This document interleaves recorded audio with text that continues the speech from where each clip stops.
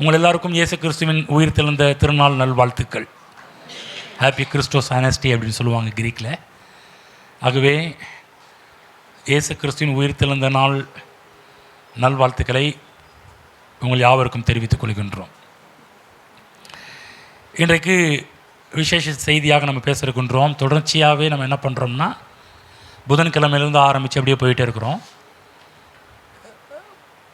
4 நாட்களும் பார்த்திங்கன்னா சிலுவையில் மறைந்திருக்கின்ற பல ரகசியங்கள்லாம் பேச ஆரம்பித்தோம். அதனால் நமக்கு என்ன என்பதை பற்றி பேச ஆரம்பித்தோம். இன்றைக்கு கூட உயிர்த்தெழுதலை பற்றி பேச போகின்றோம். அதனால் நமக்கு என்ன என்பதுதான் முக்கியமான ஒரு கேள்வியாக இருக்குது. இதோ வந்தோம், சில தகவல்களை பெற்றுக்கொண்டோம் என்கின்ற அடிப்படையில் சென்று விடக்கூடாது. அன்றைக்கி நேரத்தில் பார்த்திங்கன்னா, இந்த குட் ஃப்ரைடே நேரத்திலலாம் கூட பார்த்திங்கன்னா ஒவ்வொருத்தரும் ஒவ்வொரு மாதிரி கொண்டாடுறாங்க. நம்ம பெந்தகோஸ்தே வட்டாரத்தில் கூட 7 வார்த்தைகளை தியானம் பண்ணுவாங்க. இந்த 7 வார்த்தைகளை தியானம் பண்ணுற சாக்கில் பார்த்திங்கன்னா அங்கு கிறிஸ்து வெளிப்பட மாட்டார். முழுக்க முழுக்க பார்த்திங்கன்னா அங்கு மக்கள் வெளிப்பட்டு கொண்டிருப்பாங்க, மனிதர்கள் வெளிப்பட்டு கொண்டிருப்பார்கள். சில இடத்துல பார்த்திங்கன்னா அந்த இடத்துல சில ரசிகர்கள் இருப்பாங்க, சில ஆட்கள் இருப்பாங்க. இல்லை, இவர் நல்லா பேசுவாருங்க, அவர் நல்லா பேசுவாருங்க. நம்முடைய முழு கவனமும் எதில் போக ஆரம்பிச்சிடும்னா, சரி இவர் நல்லா பேசுவார், இவர் என்ன பேச போகிறாரு, சரி கேட்போம். சில இன்ஃபர்மேஷன், சில தகவல்களை பெற்றுக்கொள்வதுகின்ற ஒரு நேரமாகவே அவைகளெல்லாம் மாற்றப்பட்டு விட்டது. அதனால் நம்ம சற்று வித்தியாசமாக பண்ணுறோம். உயிர்த்தெழுதலில் பல காரியங்கள் நடந்தாலும் அதனால் நமக்கு என்ன என்பது தான் முக்கியமான ஒரு விஷயம். வேதத்தில் பல காரியங்கள் நடந்திருக்கிறது. ஏதோ கேட்டுட்டு போகிறதோடு மட்டுமல்லாமல் அதனால் எனக்கு என்ன லாபம், அதனால் எனக்கு என்ன பெனிஃபிட் என்கின்ற காரியத்தை தான் நம்ம யோசித்து பார்க்கணும், ஆராய்ந்து பார்க்க வேண்டும். சற்று அவைகளை நாம் சிந்தித்து பார்க்கிறவர்களாக காணப்பட வேண்டும். பாருங்கள், நானும் சேலத்துக்கு 27 வருஷம் ஆச்சு. 27 வருஷமும் உயிர்த்தெழுதல் நாளில் உயிர்த்தெழுதலை பற்றி தான் பேசிகிட்டு இருக்கிறோம். ஒரு நாளும் போன வருஷம் பேசின மெசேஜ் இந்த வருஷம் பேசுனது கிடையாது. ஒவ்வொரு வருஷமும் பார்த்திங்கன்னா புது புது காரியத்தை பேசிகிட்டு தான் இருக்கிறோம். இங்கேயும் அப்படி தான். அது மட்டும் இல்லை, சேலம் பட்டணத்தை எடுத்துக்கங்க, ஏராளமான சபைகள் இருக்குது. அந்த நாளில் உயிர்த்தெழுதலை பற்றி எல்லா சபைகளிலும் இன்றைக்கு நம்ம மாதிரி எடுக்க மாட்டாங்க. ஒவ்வொரு விதத்திலும் ஒவ்வொரு கோணங்களில் தேவனுடைய வார்த்தையிலேருந்து வெளிப்பாடுகளை கொடுத்து கொண்டே இருப்பார்கள்.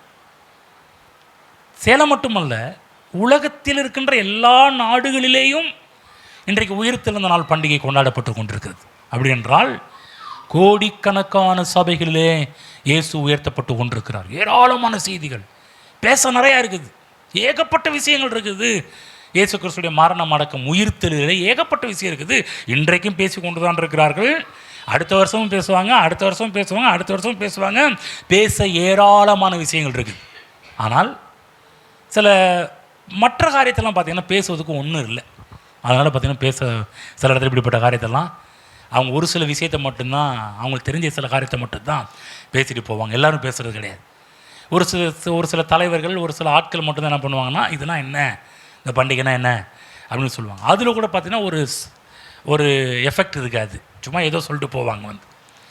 பல பண்டிகைகள் நம்ம நாட்டிலையும் நடக்குது, நம்ம ஊரில் நடக்குது. எல்லா பண்டிகைகளும் சில நேரத்தில் காரணமே இல்லாத பண்டிகைகள் நிறைய இருக்குது, அர்த்தமே இல்லாத பண்டிகைகள் நிறைய நடக்குது. ஆனால் இந்த உலகத்தில் அர்த்தத்தோடு நடக்கின்ற ஒரு பண்டிகை, அதை விளக்குகின்ற விஷயங்கள் எல்லாமே ஏராளமாக இருக்கின்றது என்று சொன்னால் அது யாருக்கு என்று சொன்னால் கர்த்தராகிய இயேசு கிறிஸ்துவுக்கு. ஆமென். இதை ஒன்றே போதுங்க. கோடிக்கணக்கான பிரசங்க இன்றும் விளக்கிக்கிட்டு இருக்கிறாங்க, இன்றும் புரிய வைத்து கொண்டிருக்கிறார் கர்த்தருடைய ஆவியானவர் என்பதை நம்முடைய மனதில் நிறுத்தி கொள்ள வேண்டும். ரோமர்கள் புஸ்தகம் 8ஆம் அதிகாரம் 11ஆம் வசனம். ரோமர்கள் புஸ்தகம் 8ஆம் அதிகாரம் 11ஆம் வசனத்திலே அங்கே அப்போஸ்தலனாகிய பவுல் இயேசு கிறிஸ்துவின் உயிர்த்தெழுதலை பற்றி ஒரு சில காரியத்தை சொல்கிறாரு. நம்ம இங்கே நிற்க போகிறது கிடையாது, நம்ம இன்னொரு இடத்துக்கு தான் போக போகிறோம். ஆனால் இந்த இடத்துக்கு போயிட்டு விசிட் பண்ணிட்டு நம்ம இன்னொரு இடத்துக்கு போக போகிறோம். 8ஆம் அதிகாரம் 11ஆம் வசனத்தை எல்லாரும் சேர்ந்து படிப்போம். அன்றியும் இயேசுவை மரித்தோரிலிருந்து எழுப்பினவருடைய ஆவி உங்களில் வாசமாயிருந்தால், கிறிஸ்துவை மரித்தோரிலிருந்து எழுப்பினவர் உங்களில் வாசமாயிருக்கிற தம்முடைய ஆவியினாலே சாவுக்கு ஏதுவான உங்கள் சரீரங்களையும் உயிர்ப்பிப்பார். அப்போஸ்தலனாகிய பவுல் ரோமாபுரிக்கு எழுதும்போது ரட்சிப்பை குறித்த காரியத்தை குறித்து பல விஷயங்கள் எழுதிக்கிட்டு வரார். எழுதிட்டு வரும்போது இந்த 8ஆம் அதிகாரத்தில் விசேஷமாக ஒரு ரட்சிக்கப்பட்டவர்களுக்கு உண்டான எல்லா நன்மைகளை பற்றி பேசிட்டு வர்றார். இந்த 8ஆம் அதிகாரத்தில் தான் ஏகப்பட்ட நன்மைகளை ஸ்டார்ட் பண்ணுறார். அதுக்கு முன்னாடி ரட்சிப்பை பற்றி பேசிட்டு வர்றார். ரட்சிக்கப்படுறதுக்கு முன்னாடி என்ன நடந்துச்சு, ஆதியில் என்ன நடந்துச்சு, பிற்பாடு ரட்சிக்கப்படுறதுக்கு முன்னாடி மனுஷன் எப்படிப்பட்டவனாக இருந்தான், எப்படி ரட்சிக்கப்பட்டான், ரட்சிப்பில் என்ன நடந்தது, இதெல்லாம் பேசிக்கிட்டே வரும்போது கடைசியில் வந்து பார்த்திங்கன்னா நியாயப்பிரமாணம் இதெல்லாம் பற்றி பேச ஆரம்பிக்கிறாரு. பேசி முடிச்ச பிற்பாடு இதிலிருந்து இயேசு என்னை எப்படி விடுவித்தார் என்கிற காரியத்தை சொல்லிட்டு அந்த மீட்பின் மூலமாக நமக்கு உண்டான எல்லா நன்மைகளையும் பற்றி 8லேருந்து ஸ்டார்ட் பண்ணுறார்.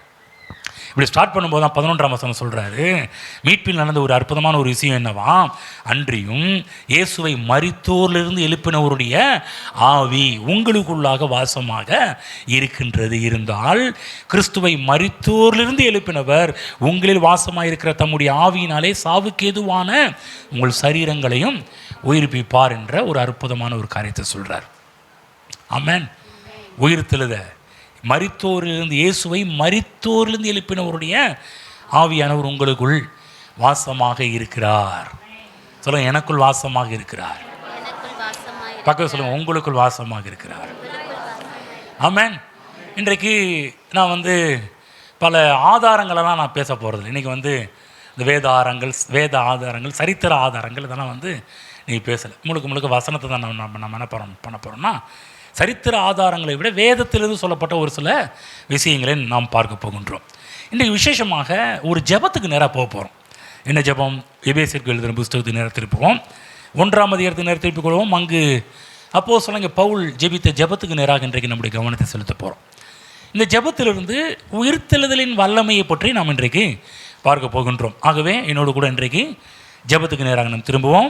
15ஆம் மாதம் 1ஆம் அதிகாரம் 15லேருந்து நம்ம எல்லாரும் சேர்ந்து படிப்போம். ஆனபடியினாலே எடுத்துக்கிட்டீங்களா? எல்லாம் எடுத்துக்கிட்டாச்சா? சரி, சேர்ந்து படிப்போம். ஆனபடியினாலே கர்த்தராகிய இயேசுவின் மேலுள்ள உங்கள் விசுவாசத்தையும் பரிசுத்தவான்கள் எல்லார் மேலும் உள்ள உங்கள் அன்பையும் குறித்து நான் கேள்விப்பட்டு இடைவிடாமல் உங்களுக்காக ஸ்தோத்திரம் பண்ணி என் ஜெபங்களில் உங்களை நினைத்து நம்முடைய கர்த்தராகிய இயேசு கிறிஸ்துவின் தேவனும் மகிமையின் பிதாவுமானவர் தம்மை நீங்கள் அறிந்து கொள்வதற்கான ஞானத்தையும் தெளிவையும் அளிக்கிற ஆவியை உங்களுக்கு தந்தரல வேண்டும் என்றும், தாம் நம்மை அழைத்ததினாலே நமக்கு உண்டாயிருக்கிற நம்பிக்கை என்னதென்றும், பரிசுத்தவான்களிடத்தில் நமக்கு உண்டாயிருக்கிற சுதந்திரத்தினுடைய மகிமையின் ஐஸ்வர்யம் என்னதென்றும், தாம் கிறிஸ்துவை மரித்தோரிலிருந்து எழுப்பி அவரிடத்தில் நடப்பித்த தமது பலத்த சத்துவத்தின் வல்லமைபடியே விசுவாசிக்கிறவர்களாகிய நம்மிடத்தில் காண்பிக்கும் தம்முடைய வல்லமையின் மகா மேன்மையான மகத்துவம் என்னதென்றும் நீங்கள் அறியும்படிக்கு அவர் உங்களுக்கு பிரகாசமுள்ள மனக்கண்களை கொடுக்க வேண்டும் என்றும் வேண்டிக் கொள்ளுகிறேன். அற்புதமான ஒரு ஜெபம். சொல்லப்போனால் புதிய ஏற்பாட்டு ஜெபம், புதிய ஏற்பாட்டுடைய ஒரு மாடல் ப்ரேயர் இது. இன்னும் சொல்லப்போனால் எபேசு மக்களுக்காக விசேஷமாக பவுல் ஜெபித்த ஒரு அற்புதமான ஒரு ஜெபம். கவனமாக கேளுங்க. இது புதிய ஏற்பாட்டு ஜெபம் என்று நான் அழைக்கின்றேன். வேதத்தில் புதிய ஏற்பாட்டு ஜெபம் என்று உடனே மக்கள் நினைக்கின்ற ஒரு காரியம் என்னென்னா, இயேசு கற்பித்த ஜெபம், இந்த பரலோகத்தில் இருக்கிற எங்கள் பிதாவே என்று வரும் பார்த்தீங்களா. புதிய ஏற்பாட்டு ஜெபம் என்று சொன்னாலே அனைவருடைய கண் எங்கே போகும்னா இயேசு கற்பித்த ஜெபத்துக்கு நேராக தான் போக ஆரம்பிக்கும்.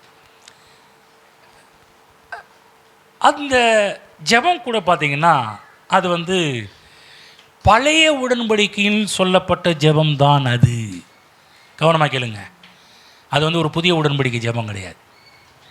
இயேசு கற்பித்த ஜெபம் என்று சொல்லுவார்கள், அல்லது கர்த்தர் கற்பித்த ஜெபம் என்று சொல்லுவார்கள், அல்லது பரலோக மந்திரம் என்று சொல்லுவாங்க.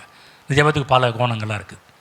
இன்றைக்கி சில பாரம்பரியமான திருச்சபைகளெல்லாம் இந்த ஜெபம் சொல்லுவாங்க. நம்ம எப்படி என் ஆத்மாவை கர்த்தர் ஸ்தோத்திரின்னு சொல்லி முடிக்கிறோமோ, இன்றைக்கி சில சபைகளெல்லாம் அந்த ஜெபத்தை சொல்லி தான் ஆராதனையை முடிப்பாங்க. அந்த ஜெபம் இல்லாமல் முடிக்கிறது கிடையாது. இந்த ஜெபத்தில் ஒரு குறை ஒன்று இருக்கிறது. நல்லா கவனமாக கேட்கணும். இந்த ஜெபம் வந்து திரும்ப சொல்கிறேன், இயேசு கற்பித்த ஜெபம் புதிய உடன்படிக்கை ஜெபம் கிடையாது. ஏன் என்று சொல்கிறேன் என்று சொன்னால், மல்கியா புஸ்தகம் வரையிலும் பழைய உடன்படிக்கையின் காலம். மத்தேயு, மார்க்கு, லூக்கா, யோவான் ஆகிய 4 சுவிசேஷங்களும் இடைப்பட்ட காலம். அப்போஸ்தலரிலிருந்து தான் புதிய ஏற்பாடே உதயமாக ஆரம்பிக்கின்றது. இன்னும் சொல்லப்போனால் கிருபையின் காலம் உதயமாக ஆரம்பிக்கின்றது. பரிசுத்த ஆவியானவருடைய யுகம் என்று கூட சொல்லுவார்கள். அப்போ புதிய ஏற்பாடு எங்கே ஆரம்பிக்குதுன்னு சொன்ன உடனே எங்கள் மத்தேயுங்க ரைட்டு, மத்தேயு புதிய ஏற்பாடு துவக்கம்னு சொல்கிறதுனால முதல் புஸ்தகம் மத்தேயுவாக இருக்கிறதுனால நமக்கு எல்லாருக்கும் புதிய ஏற்பாடு புதிய உடன்படிக்கைன்னு சொன்னாலும் நம்ம என்ன உடனே டக்குன்னு நம்ம ஞாபகத்துக்கு வருவதே மத்தேயு என்று ஞாபகத்துக்கு வரும். நல்லா கவனமாக கேளுங்க. மத்தேயு, மார்க்கு, லூக்கா, யோவானில் வாழ்ந்த எல்லாருமே, அதில் சொல்லப்பட்ட சம்பவங்களை சொல்லப்பட்ட எல்லாருமே பழைய உடன்படிக்கைக்கு உட்பட்டவர்கள், இன்க்ளூடிங் ஜீசஸ் ஆல்சோ. இயேசு கிறிஸ்து கூட அவரும் பார்த்திங்கன்னா பழைய ஏற்பாட்டு மனுஷன்தான். இதில் மத்தேயு, மார்க்கு, லூக்கா, யோவான் ஆகிய 4 சுவிசேஷங்களிலும். அப்போ அதில் சொல்லப்பட்ட ஜெபம், அதனால் அப்போ இந்த ஜெபம் வந்து தப்பா பாஸ்டர், அப்போ மத்தேயு, மார்க்கு, லூக்கா தூக்கி போட்டுடலாங்களா? உடனே இந்த கேள்விக்கு வரக்கூடாது. நான் சொல்கிறது நல்லா கவனமாக கேட்கணும். இந்த 4 புஸ்தகம் இடைப்பட்ட காலகட்டத்தில் எழுதப்பட்டது. அதாவது பழைய உடன்படிக்கைக்கும் புதிய உடன்படிக்கைக்கும் இடைப்பட்ட காலகட்டத்தில் எழுதப்பட்டது தான் இந்த 4 சுவிசேஷங்களும். அதாவது இந்த 4 சுவிசேஷங்கள் பிற்காலத்தில் எழுதினாலும் இந்த இடைப்பட்ட காலகட்டத்தில் நடந்த சம்பவங்களை தான் அவர்கள் எழுதி வைத்திருக்கிறார்கள் என்பதை நினைப்பூட்ட விரும்புகின்றேன். இந்த ஜெபத்தில் இயேசு கற்பித்த ஜெபத்தில், பரமண்டல ஜெபத்தில் மந்திரத்தில் பல காரியங்கள் விடப்பட்டிருக்கிறது. நல்லா திரும்ப கவனமாக கேளுங்க. அதற்கு முன்பாக ஜெபித்தவர்கள், நம்முடைய பழைய மல்கியா வரையிலும் இருந்து ஜெபம் பண்ண எல்லாருமே, ஏன் இயேசு கிறிஸ்துவின் காலகட்டத்தில் ஜெபித்த எல்லாருமே எப்படி ஜெபம் பண்ண ஆரம்பித்தாங்கன்னா, எங்கள் ஆபிரகாமின் தேவனும், எங்கள் ஈசாக்கின் தேவனும், எங்கள் யாக்கோபின் தேவனும், மோசையின் தேவனும், தாவீதின் தேவனும், எலியாவின் தேவனும். அவங்க எல்லாரும் எதை தான் ஃபஸ்ட்டு சொல்லுவார்கள் என்று சொன்னால் ஆபிரகாம் தான் எழுப்புவாங்க. ஆபிரகாம் ஒவ்வொருத்தரும் வாயை திறந்தாலே அப்படி தான் சொல்லுவாங்க. இன்றைக்கி கூட சில பிரசையார்கள்லாம் ஜெபம் பண்ண ஆரம்பித்தாங்கன்னா அப்படி தான் சில பேர்லாம் ஜெபம் பண்ணுவோம். நான் ரட்சிக்கப்பட்ட புதுசுலலாம் சில பேர் பார்த்தீங்கன்னா பழைய ஏற்பாட்டு ஆட்கள் போலவே ஜெபம் பண்ணுவாங்க. நான் கூட அப்புறம் இப்போ பரவாயில்லப்பா, எவ்வளோ அழகாக ஒவ்வொருத்தரையாக சொல்லி ஆபிரகாமின் தேவனே, ஈசாக்கின் தேவனே.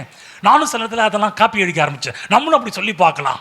நானும் சில எப்படியோ நம்ம எல்லாருமே பாருங்கள் யாரை பின்பற்றுவோம், நம்ம போன்ற என்னை போன்ற ஊழியர்கள் அவங்க என்ன சொல்கிறாங்களோ அதான் நம்ம எல்லாருமே பின்பற்றி போயிட்டுருக்குறோம். எங்களுக்கு முன்னாடி வந்த மூத்த ஊழியக்காரன் இப்படிலாம் ஜெபம் பண்ணும்போது எங்களுக்கு ஒரு ஆசையாக, பரவாயில்ல இவ்வளோ அழகாக இருக்குது, இதெல்லாம் சொன்னால் ரொம்ப நல்லா இருக்குதுன்னு சொல்லி நாங்களும் என்ன பண்ணுவோம்னா அப்படி தான் பல நாட்களாக ஜெபம் பண்ண ஆரம்பித்தோம். ஆனால் இந்த வேதாகம கல்லூரிக்கு போன பிற்பாடு தான் பல விஷயங்கள் கண்கள் திறக்கப்பட ஆரம்பிச்சிச்சு. கவனமாக கேளுங்க. இந்த இடத்துல இயேசு கிறிஸ்து ஜெபத்தையே கொஞ்சம் சுவாரஸ்யமாக மாற்றுறார், ஆச்சரியமாக மாற்றுகிறார். கூட இருந்த சீசர்கள்லாம் ஆச்சரியப்படக்கூடிய அளவுக்கு இருந்துச்சு அந்த ஜெபம். அந்த ஜெபத்தை நம்ம மட்டமாக நினைக்கல, இந்த ஜெபத்தை ஓப்ளஸாக நினைக்கல, இந்த ஜெபத்தை நம்ம குறையாக நினைக்கல. நல்லா கவனமாக கேளுங்க. இதுவரை ஜெபம் பண்ணாதவங்களுக்கு ஜெபத்தை கற்றுக் கொடுக்குறார். இயேசு கிறிஸ்துவின் சீசர்கள் கேட்டாங்க, போதகரே, ரபி, எங்களுக்கு ஜெபிக்க கற்றுக் கொடுங்க ஆண்டவரே அப்படின்னு சொன்ன உடனே இயேசு கிறிஸ்து அழகாக கற்றுக் கொடுத்தாரு. ஆகவே நம்ம இயேசு கிறிஸ்து கற்றுக் கொடுத்ததை நம்ம மட்டம், அது கீழே, அது ஒன்றும் இல்லை நம்ம சொல்ல முடியாது. அதில் ஜெபத்துடைய ஃபார்மட், ஜெபத்துடைய வழிமுறைகள், ஜெபத்துடைய கோட்பாடு அங்கு அடங்கி இருக்கிறது. நம்ம அதே ஜெபத்தை திரும்ப திரும்ப பண்ண வேண்டிய அவசியம் கிடையாது. அப்படி செய்தாலும் தப்பு இல்லை. ஆனால் சபையின் காலத்தில் என்ன பண்ணிட்டாங்கன்னா, அந்த ஜெபத்தை மட்டும் திரும்ப திரும்ப திரும்ப திரும்ப திரும்ப திரும்ப சொல்லிட்டு தனிப்பட்ட ஜெபம் என்று வரும்போது என்ன பண்ணுறாங்கன்னா தவறான முறைகளை கையாள ஆரம்பிக்கிறாங்க. இது என்னவென்று சொன்னால், இயேசு கிறிஸ்து கற்பித்த ஜெபம் என்று சொல்லக்கூடியது ஜெபத்தின் மாதிரி.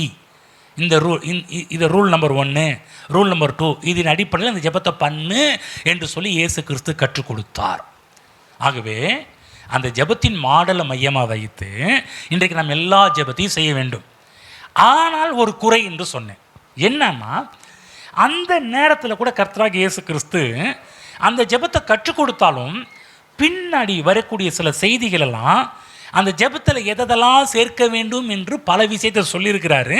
ஆனால் கிறிஸ்துவ சபை என்ன பண்ணிருச்சுன்னா, அதெல்லாம் அவங்க ஞாபகத்துக்கு வராமல் அவங்களுக்கு ஞாபகத்தில் இருக்கக்கூடியது எல்லாமே பார்த்தீங்கன்னா இந்த பரமண்டல ஜெபம் மட்டும்தான். அதனால் அதை மட்டும் சொல்லிட்டு போயிடுவாங்க. பின்னாடி இந்த ஜெபத்தில் எதெல்லாம் சேர்க்க வேண்டும் என்பதை மறந்துட்டாங்க.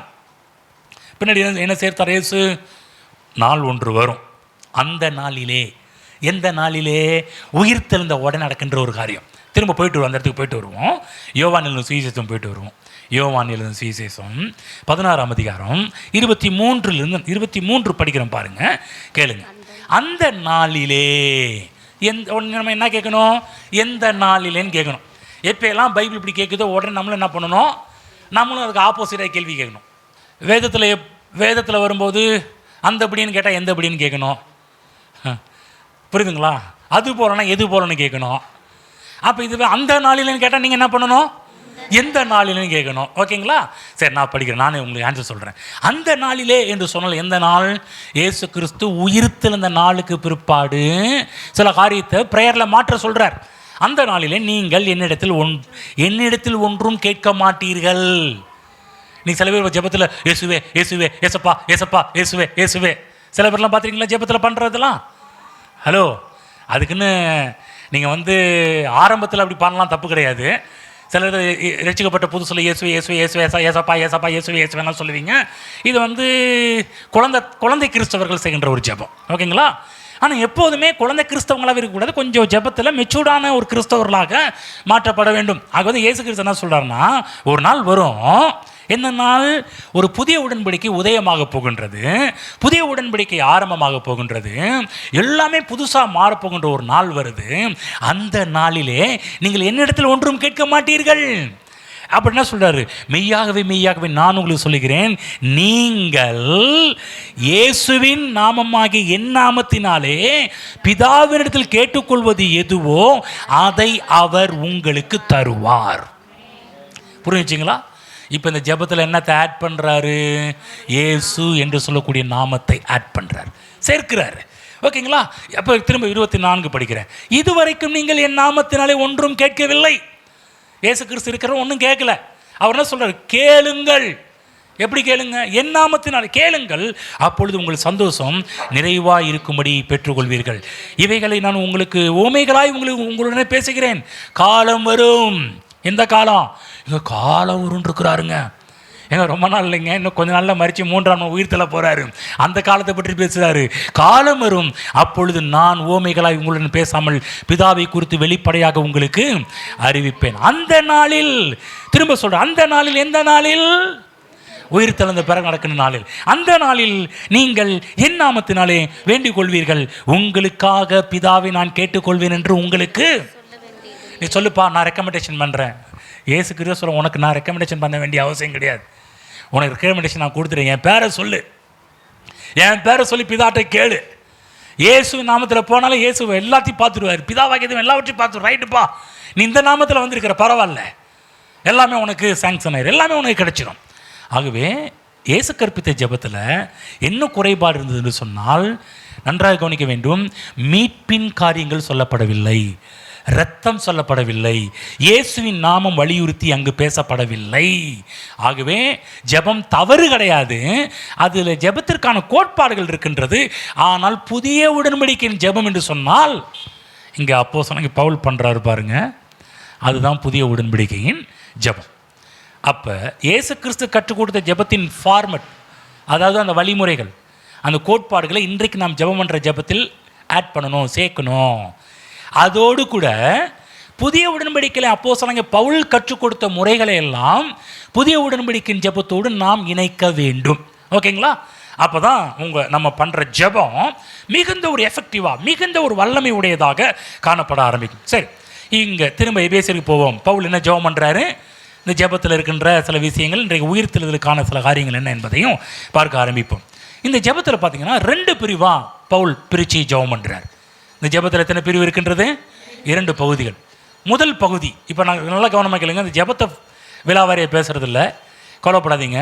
அடுத்த வாரத்துலேயும் இந்த ஜெபத்தை பற்றி கொஞ்சம் எக்ஸ்ட்ரா பேசலான்னு இருக்கிறேன், ஆனால் கவலைப்பட வேண்டாம். இந்த ஜெபத்தில் முதல் பகுதி இன்றைக்கி சொல்லலை. இன்றைக்கி உயிர்த்தெழுந்த நாளாக இருக்கிறதுனால மெயினாக நம்ம லாஸ்ட் பகுதியை தான் பேச போகிறோம். இந்த ஃபஸ்ட்டு பகுதியை பற்றி உங்களுக்கு சொல்லிடுறேன். இன்னும் அடுத்த வாரத்தில் இந்த பகுதி நம்ம டச் பண்ண ஆரம்பிப்போம். ஓகேங்களா? முதல் பகுதி என்ன சொல்கிற? முதல்ல எதுக்காக ஜெபம் பண்ண சொல்கிறாரு? 17ஆம் வசனம்.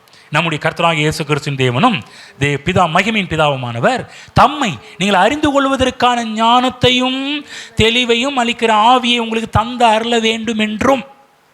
முதல் பாயிண்ட். அதாவது 2 பகுதியில் முதல் பகுதி பிரேயர் என்னன்னு சொன்னா, தேவனை அறிகின்ற அறிவில் இங்கே இருக்கிற நாம் எல்லாரும் வளர வேண்டும் என்று விரும்புகிறார். கவனமாக கேளுங்க. நமக்கு என்ன தேவை? நமக்கு என்ன தேவை?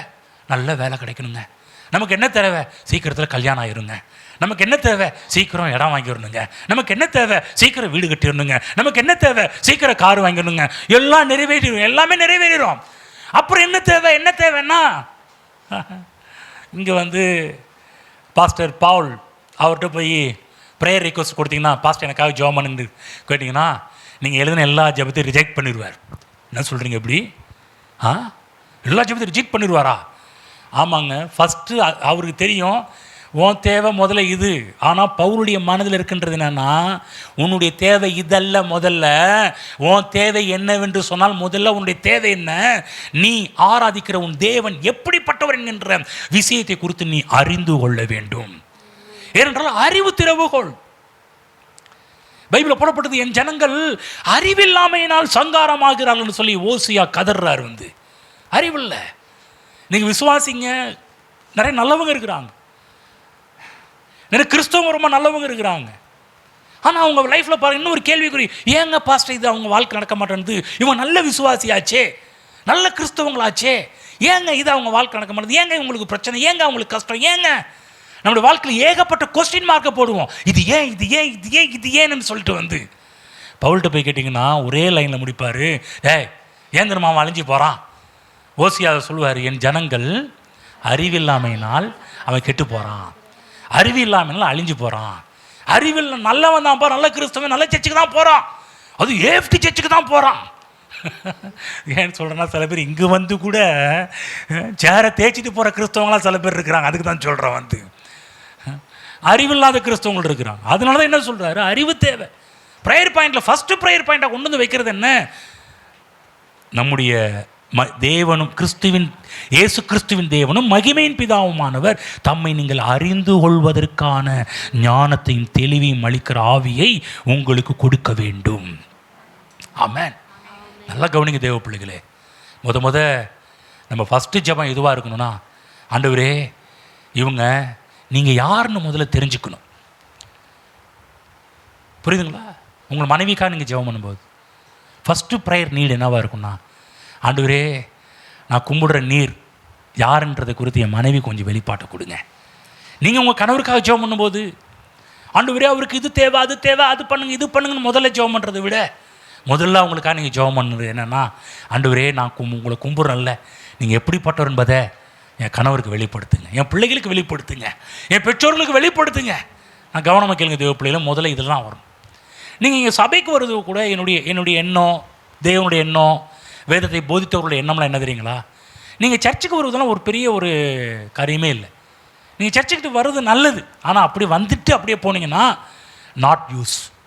நல்லா கவனமாக, சர்ச்சுக்கு திரும்ப சொல்கிறேன், நீங்கள் சபைக்கு ஏதோ எல்லாரும் போல் வந்துட்டு போகிற ஒரு கெஸ்ட்டாக இருப்பீங்கன்னா, வந்துட்டு போகிற ஒரு பார்வையாளராக இருப்பீங்கன்னா, வந்துட்டு போகிற ஒரு ஆடியன்ஸாக இருப்பீங்கன்னா, நான் சொல்கிறேன், அதனால் உங்களுக்கு எந்த பிரயோஜனமும் கிடையவே கிடையாது. Waste of the time.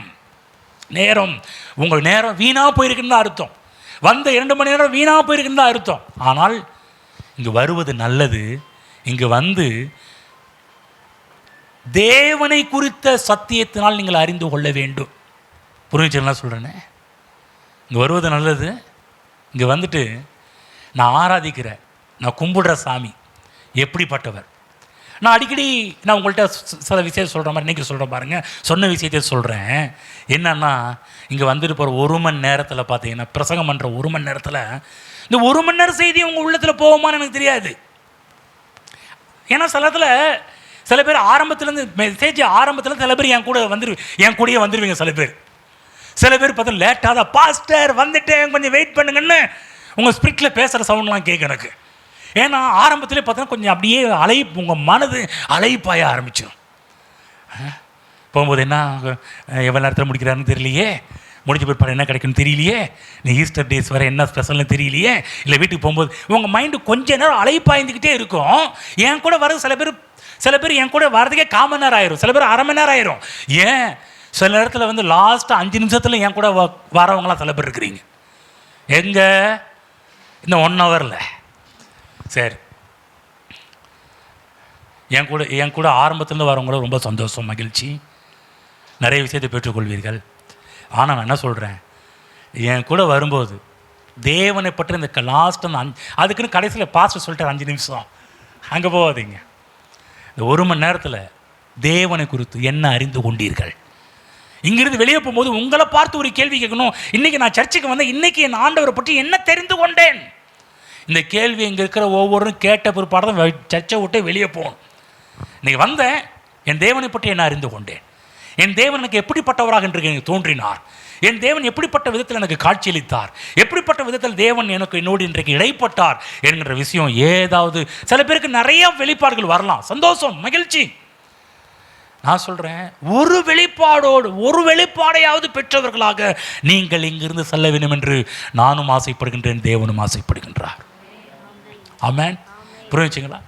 நீங்கள் அப்படி வந்துட்டு போனாதான் இங்கே வந்ததுனால் உங்களுக்கு நன்மைகள் உண்டாக ஆரம்பிக்கும். சில சொல்கிறாங்க, பாஸ்டர் வாரம் சர்ச்சுக்கு வந்துடுறாங்க, ஏன் பாஸ்டர் இப்படி போகிறாங்க? ஒரே ஒரு மேட்ரு தாங்க, என் ஜனங்கள் தேவனை குறித்த ஒரு அறிவில்லாதனால அழிஞ்சு போகிறாங்க. பக்கத்தில் இருக்கிறீங்களா கேளுங்க, பக்கத்தில் கேளுங்க. சொன்னது பக்கத்து தட்டி சொன்னது புரிஞ்சான்னு கேளுங்க பார்க்கலாம். நீங்க சொல்லலையே பக்கத்தில். முதல் பகுதியில் என்ன ஜெபம் பண்றாரு? தேவனை அறிகின்ற அறிவுக்கு நேராக ஜெபம் பண்ணுகின்றார். இது பொதுவான விண்ணப்பம். ரெண்டாவது பகுதி எப்படி பிரிக்கிறார்னா, பவுல் குறிப்பான ஒரு ஜெபம் பண்ணுறதுக்காக குறிப்பான ப்ரேயர் பாயிண்ட் சொல்றார். இந்த குறிப்பான ப்ரேயர் பாயிண்ட் என்ன? 3 பாயிண்ட். ரெண்டாவது பாயிண்ட்ல குறிப்பான, இரண்டாவது பகுதியில் 3 பாயிண்ட் சொல்லும். குறிப்பான பகுதி இம்பார்ட்டன்ட், ஓகேங்களா? குறிப்பான சொல்ற காரியம். முதலாவது, தாம் நம்மை அழைத்ததினால் நமக்கு உண்டாயிருக்கிற நம்பிக்கை இன்னதென்றும். இங்கே தமிழில் இன்னதென்றும் இங்கிலீஷில் வாட்டுன்னு போடப்பட்டிருக்கும். இன்னதென்றும் முதல்ல எது இன்னதென்றும்? கர்த்தர் நம்மை அழைச்சார் இல்லையா? இங்கே இருக்கிற நம்ம எல்லாரையும் கர்த்தர் அழைத்து இங்கே உட்கார வச்சிருக்கிறார். இதனால் நமக்கு உண்டான நம்பிக்கை என்ன? இங்கே இருக்கிற ஒவ்வொரு தெரிந்து கொள்ளணும், நம்ம ஏன் அழைத்தார். இதோ போன வாரம் ஒரு 3 பாயிண்ட் 4 பாயிண்ட் கேட்டோமா, அதுக்காக மட்டும் கிடையாது. இன்னும் வேறு நிறைய விஷயம் இருக்குது. 1 மணி நேரத்தில் அவர்கிட்ட சொல்லிவிட முடியாது. அப்போ ஏன் நம்ம அழைத்தார், அதனால் உண்டான நம்பிக்கை என்ன? ரெண்டாவது பாயிண்ட் என்னன்னா, பரிசுத்தவான்களுக்கு நமக்கு உண்டாயிருக்கிற சுதந்திரத்தினுடைய மகிமையின் ஐஸ்வர்யம் இன்னதென்றும். கவனிச்சிங்களா? சுதந்திரத்தினுடைய மகிமையின் ஐஸ்வர்யம், பரிசுத்தவான்களுக்கு நமக்கு சுதந்திரம் என்ன, மகிமையின் ஐஸ்வர்யம் என்ன, இன்னதென்றும். ரெண்டாவது இன்னதென்று வருதா? 2 பாயிண்ட் முடிச்சிட்டார். இப்போ 3வது பாயிண்ட் இன்றைக்கி நம்ம டீல் பண்ண போகிறது இந்த 3வது பாயிண்ட் தான். 3வது பாயிண்ட்டுக்கு 19ஆம் வசனம். தாம் கிறிஸ்துவை மரித்தோரிலிருந்து எழுப்பி அவரிடத்தில் நடப்பித்த தமது பலத்த சத்துவத்தின் வல்லமைப்படியே விசுவாசிக்கிறவர்களாக நம்மிடத்திலே காண்பிக்கும் தம்முடைய வல்லமையின் மகா மேன்மையான மகத்துவம் என்னதென்றும் நீங்கள் அறியும்படிக்கு அவர் உங்களுக்கு பிரகாசமுள்ள மனக்கண்களை கொடுக்க வேண்டும் என்று வேண்டிக் கொள்ளுகிறேன். 3வது ஜெபம் அற்புதமான ஒரு ஜெபம். 3வது பாயிண்ட்டு எங்கே கொண்டு போகிறாருன்னு சொன்னால், உயிர்த்தெழுதலின் வல்லமைக்கு நேராக நம்மளை கொண்டு போகிறார். விசுவாசிக்கிறவர்களாகிய நம்மிடத்தில் காண்பிக்கும் தம்முடைய வல்லமையின் மகா மேன்மையான மகத்துவம் இன்னதென்றும் அறியும்படிக்கு. அங்கு பிதாவை அறியும்படிக்கு என்று பார்க்கிறோம். இந்த இடத்துல என்ன சொல்றாருன்னா, உனக்குள்ள இருக்கிற வல்லமை எப்படிப்பட்டது தெரியுமா? நீ எப்படிப்பட்ட ஆள் தெரியுமா? இதை நீ அறிந்து கொள்ளணும். அதற்கு பிரகாசமுள்ள மனக்கண்களை திறந்துள்ள வேண்டும் என்று ஜெபம் பண்றார். ஆமென். அதாவது எங்க கொண்டு போறார்னா, மீட்பினால் நமக்கு உண்டான நன்மை என்ன என்பதை பற்றி, மீட்பில் என்ன நடந்தது என்பதை பற்றி இங்கு சொல்ல வர்றார். நாம் இவைகளெல்லாம் தெரிந்து கொள்வதற்கான பிரகாசமுள்ள ஞான கண்கள், நமக்கு மனக்கண்கள் திறக்கப்பட வேண்டியதாக இருக்கின்றது.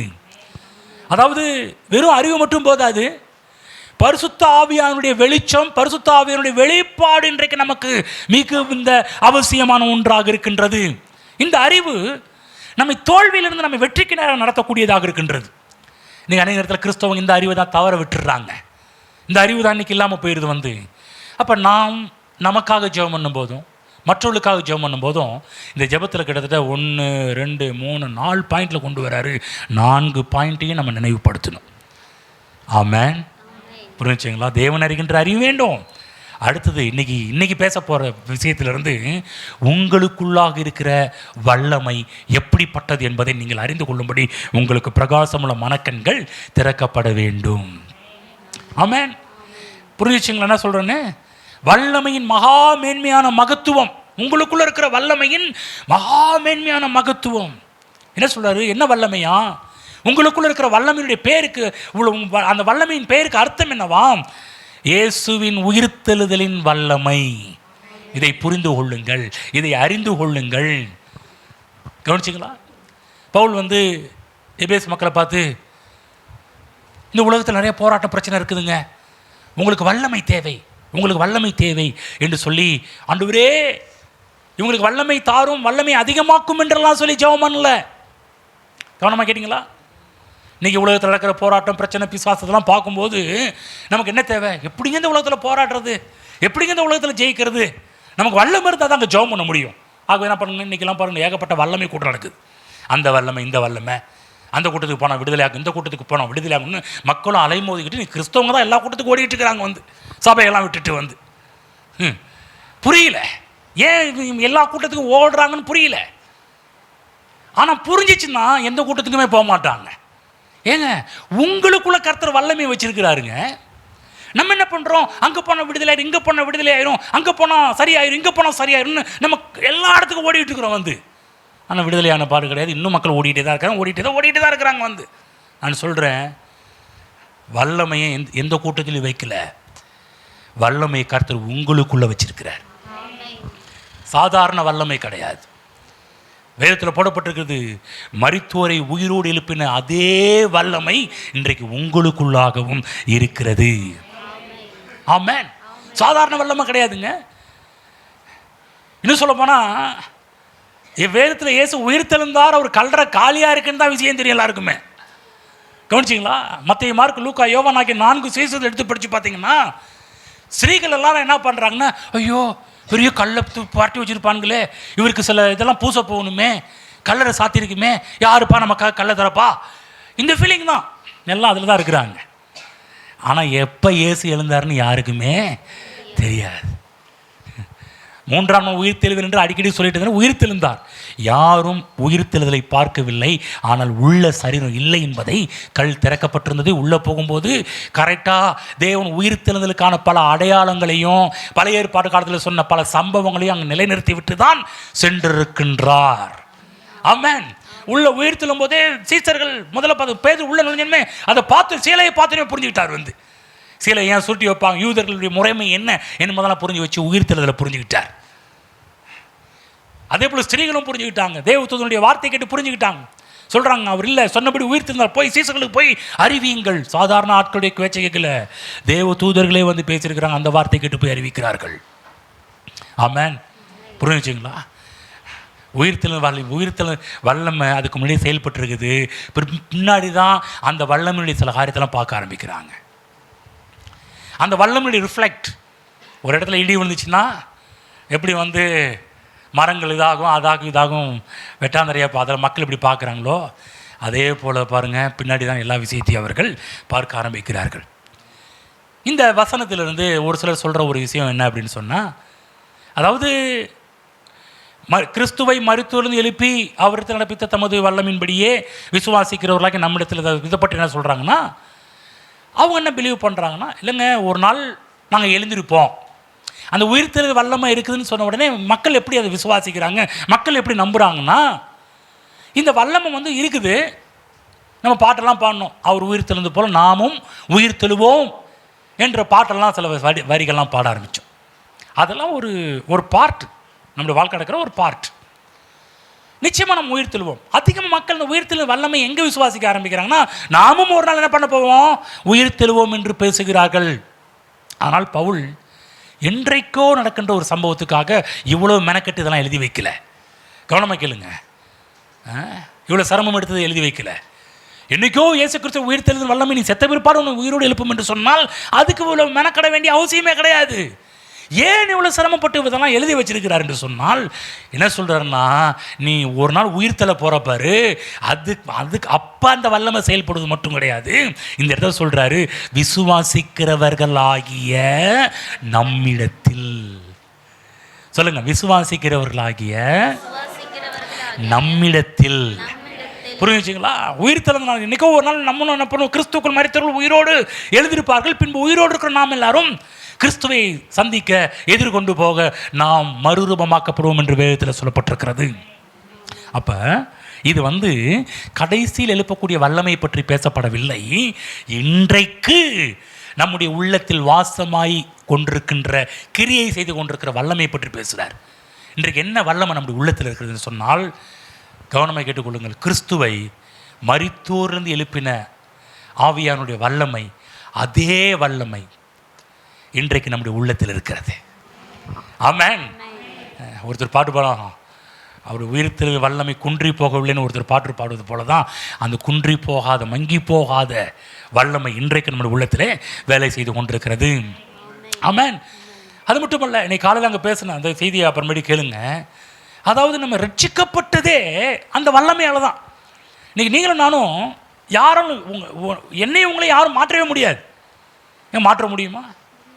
ஆனால் உலகம் சொல்லணும், இவங்க மதம் மாற்றுறாங்க, நம்ம மேலே கேஸ் கொடுத்தா இவங்க மதம் மாற்றுறாங்க. எங்கள் ஒரு ஈக்காக்காவை கூட நம்மளால் மாற்ற முடியாது. நம்ம எப்படிங்க மதத்தை உங்களை போய் மதம் மாற்ற முடியுமா? இன்னும் சொல்லப்போனால் உங்களை யாருமே நான் மாற்றவே கிடையாது. பக்கத்துக்கு உங்களை பாஸ்டா மாற்றினாரு கேளுங்க. நானாக மாற்றினேன் உங்களை? அந்த வேலைலாம் என் வேலை கிடையாதுங்க. உங்களை மாற்றக்கூடிய வல்லமை என்கிட்ட கிடையவே கிடையாது. என்னுடைய வேலை பார்த்தீங்கன்னா ஜஸ்ட்டு பிரசங்கம் பண்ணுறது வேலை தான். கவனமாக கேளுங்க. என் வேலை வந்து உங்களை மாற்றுற வேலை என் வேலை கிடையாது. சிலர் சொல்லுவாங்க, சில ஆட்கள் கொண்டு பாஸ்டர் சர்ச்சில் கொண்டு வந்து மாற்றிடுங்க. என் வீட்டுக்கார அவங்கள்ட்ட விட்டுட்டேன், என் மனைவியை சர்ச்சை கூட்டிட்டு என் பிள்ளைகளும் வீட்டுக்கு வந்துட்டேன், எப்படியாவது உங்களை மாற்றி கொடுத்துருங்க. ஏங்க தப்பான கணக்கு போடுறீங்க. என்னால் யாரையும் மாற்ற முடியாது. தயவுசெய்து யாரையும் மாற்றணும் கூட்டிகிட்டு வராதிங்க. கூட்டிகிட்டு வரணும்னு ஆசைப்பட்டால் பிரசங்கத்தை கேட்க கொண்டுருவாங்க. அதுதான் என்னால் மாற்ற முடியாது. என்னுடைய வேலை பிரசங்கம் பண்ணுற வேலை தான்.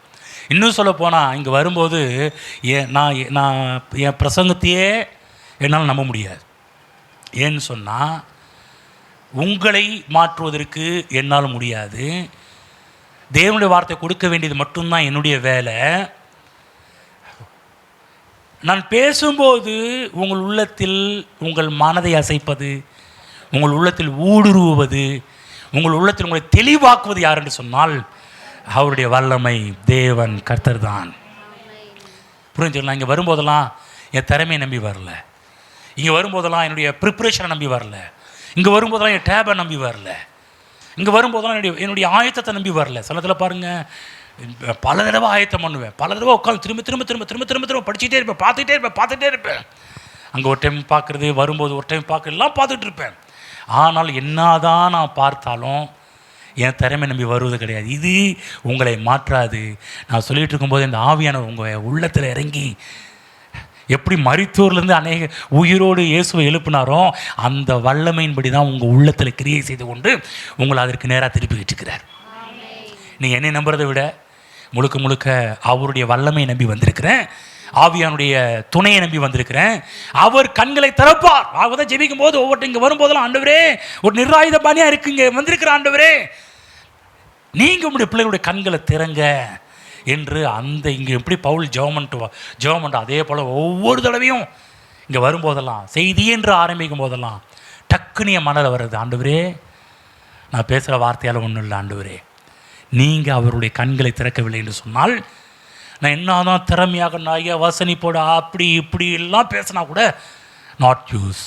யார் இல்லை என்று சொன்னார், ஆவியானுடைய வல்லமை இல்லை என்று சொன்னால் ஒரு பிரயோஜனமும் இல்லை என்பதை புரிந்து கொள்ளுங்கள். அப்போ நல்லா புரிஞ்சுக்கணும், நம்மை ரட்சித்ததே இந்த வல்லமை தான். இந்த வல்லமையின்படி தான் நம்ம ரட்சிக்கப்பட்டிருக்கிறோம், நம்ம மீட்டது. இருக்கிற ஒவ்வொரும் பார்த்தீங்கன்னா ஒவ்வொருத்தரும் சாட்சியம் சொல்ல சொன்னீங்கன்னா உங்களுடைய வண்டவாளம் தண்டவாளம் எல்லாமே சொல்லுவீங்க. நான் எப்படி இருந்தோம் தெரியுமா, நான் எவ்வளோ பெரிய சண்டைக்காரி தெரியுமா, கோபக்காரி தெரியுமா, பிடிவாதக்காரி தெரியுமா, நீங்கள் சொல்லுவீங்களா சொல்ல மாட்டீங்களா? என்ன அமைதியாக இருக்கிறீங்க, என்ன பாஸ் எல்லாத்தையும் அப்படியே சொல்கிறீங்க அப்படின்றீங்களா? சேம் அதே தாங்க உங்களுக்கும். இங்கே இருக்க நம்ம எல்லோரும் ரொம்ப ஆரம்பத்தில் ரொம்ப பெர்ஃபெக்டாக இங்கே யாராவது பூர்ணமாகி உள்ள ஏற்கனவே பூர்ணனாக இருந்து உள்ளே வந்திருக்கீங்களா யாராவது? கிடையவே கிடையாது. நான் கூட அப்படி தான், நீங்கள் கூட அப்படி தான். இங்கே இருக்கிற யாருமே வெளியே முன்னாடி ரட்சிக்கப்படுறதுக்கு முன்னாடி ரொம்ப ரொம்ப நல்லவங்கன்னு சொல்ல முடியாது. ஆனால் இங்கே உட்காந்துருக்கும்போது உங்களுக்கு தெரியும் என்னையே ஆண்டவர் மாற்றி இருக்கிறாரே.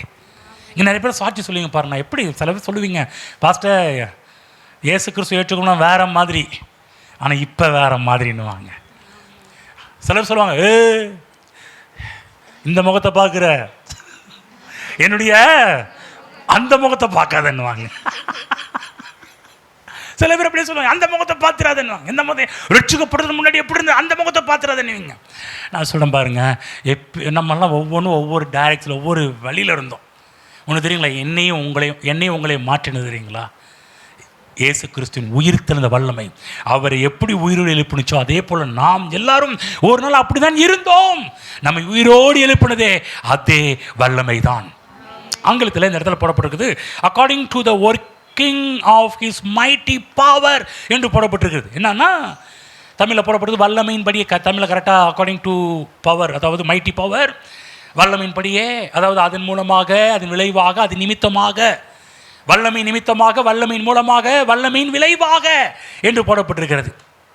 அப்போ இயேசு கிறிஸ்துவை விசுவாசித்தோம், அவரின் வல்லமையின்படியே விசுவாசிக்க ஆரம்பித்தோம், அவருடைய வல்லமையின் விளைவாக விசுவாசிக்க ஆரம்பித்தோம், அவருடைய வல்லமை நிமித்தமாக விசுவாசிக்க ஆரம்பித்தோம், அவருடைய வல்லமையின் மூலமாக விசுவாசிக்க ஆரம்பித்தோம். இல்லைன்னா யாரும் நம்ம ஒன்றும் பண்ணியிருக்க முடியாது. திரும்ப சொல்லுங்களா, உங்களை நான் மாற்றல, உங்களை ஆண்டவர் மாற்றிருக்கிறார். யாராவது உங்களை சொல்ல, அவன் மாற்றிட்டானா உன்னைய சொல்லுங்க, அவனும் மாற்றலை அவரும் மாற்றலையா, ஆண்டவர் தாயா என்னைய மாற்றினார். புரிஞ்சுங்களா? அவன் மாற்றிட்டாளா? எவனும் மாற்றலை, வசனம் தான் ஏன் மாற்றினுச்சு. சிலர் சொல்லுவாங்க நம்மளை அவங்க சொல்லணும் யாரையுமே அவங்க மாற்ற முடியாது, கர்த்தர் தான் அவருடைய வல்லமையின்படி நம்மை மாற்றிருக்கிறார். ஆமென். 2ஆம் அதிகாரம் முதல் வசனம் படிக்கின்றோம். நம்ம எப்படி இருந்தோம், நம்ம எப்படி கடந்தோம் படிப்போம். 2:1, அக்கிரமங்களினாலும் பாவங்களினாலும் மரித்தவர்களாக இருந்த உங்களை உயிர்ப்பித்தார். ஆமென். நம்முடைய நிலைமை என்னவாம்? நம்ம எப்படிப்பட்டவர்களாக இருந்தோமா? அக்கிரமங்களினாலும் பாவங்களினாலும் மரித்து போய் கிடந்து இருந்தோம். இன்னும் சொல்லப்போனா செத்து போனவர்கள். நீங்களும் நானும் இயேசு கிறிஸ்துவை ஏற்றுக்கொள்வதற்கு முன்பாக ஆவியிலே மரித்தவர்கள். சரீரத்தில் உயிரோடு இருந்தாலும் ஆன்மீக ரீதியிலே, ஆவிக்குரிய ரீதியிலே இங்கே இருக்கிற நம் எல்லாருமே மரித்து போய் கிடந்தோம். 5ஆம் வசனம் படிக்கிறேன். அக்கிரமங்களினாலும் மரித்தவர்களாக இருந்த நம்மை. புரியுதுங்களா? நம்ம எல்லாமே என்ன பார்த்தீங்களா? எப்படி கடந்தோம், நம்ம எப்படி இருந்தோம், எந்த நிலையில் இருந்தோம்? அக்கிரமங்களில் மரித்தவர்களாக இருந்த நம்மை கிறிஸ்துவுடனே கூட உயிர்ப்பித்தார், கிருபையினாலே ரட்சிக்கப்பட்டோம். கவனிங்க, இது இறுதி உயிர்த்தெழுதலை பற்றி பவுல் இங்கு போதிக்கல. ஆரம்ப உயிர்த்தெழுதலே இந்த வல்லமையால் தான் நடைபெற்றிருக்கிறது. நல்லா புரிஞ்சுங்க. ஒரு நாள் உயிர்த்தெழுவோம், நம்பிக்கை இருக்குது. ஹலோ, ஒரு நாள் உயிர்த்தெழுவின் கிடையாதுங்க. நீங்கள் ரட்சிக்கப்பட்டு உட்கார்ந்து இருக்கிறதே அவருடைய உயிர்த்தெழுவின் வல்லமை உங்களுக்குள் செயல்பட்டது நிமித்தமாக தான் இங்கே உட்கார்ந்துருக்கிறோம். இல்லைன்னா வரவே முடியாது. கிறிஸ்துவம் எப்போதும் ஒரு நாள் நடக்குங்க இல்லைங்க.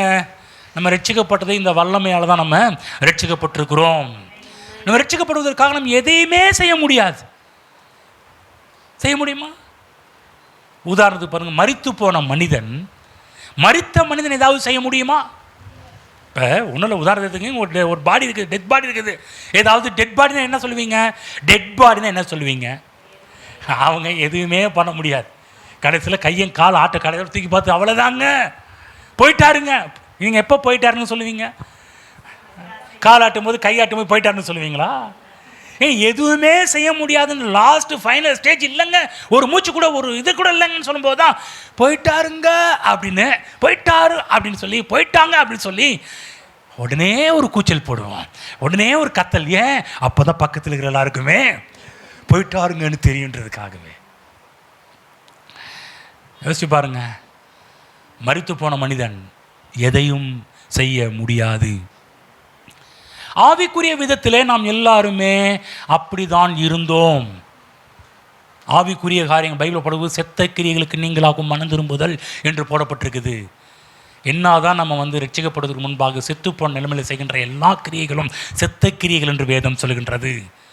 நற்கிரியைகள் கூட அவனால் செய்ய முடியாது, நல்ல வேலை செய்ய முடியாது. ஏனென்று சொன்னால் நாம் செயல்பட முடியாத ஒரு நிலைமையில் இருந்தோம். திரும்ப சொன்னால் கவனமாக கேளுங்க, இந்த வசனத்தின்படி நாம் இறந்து போனவர்கள், செத்து போனவர்கள். சொல்லுங்கள், நீங்கள் செத்து போனவங்கன்னு தெரியுமா?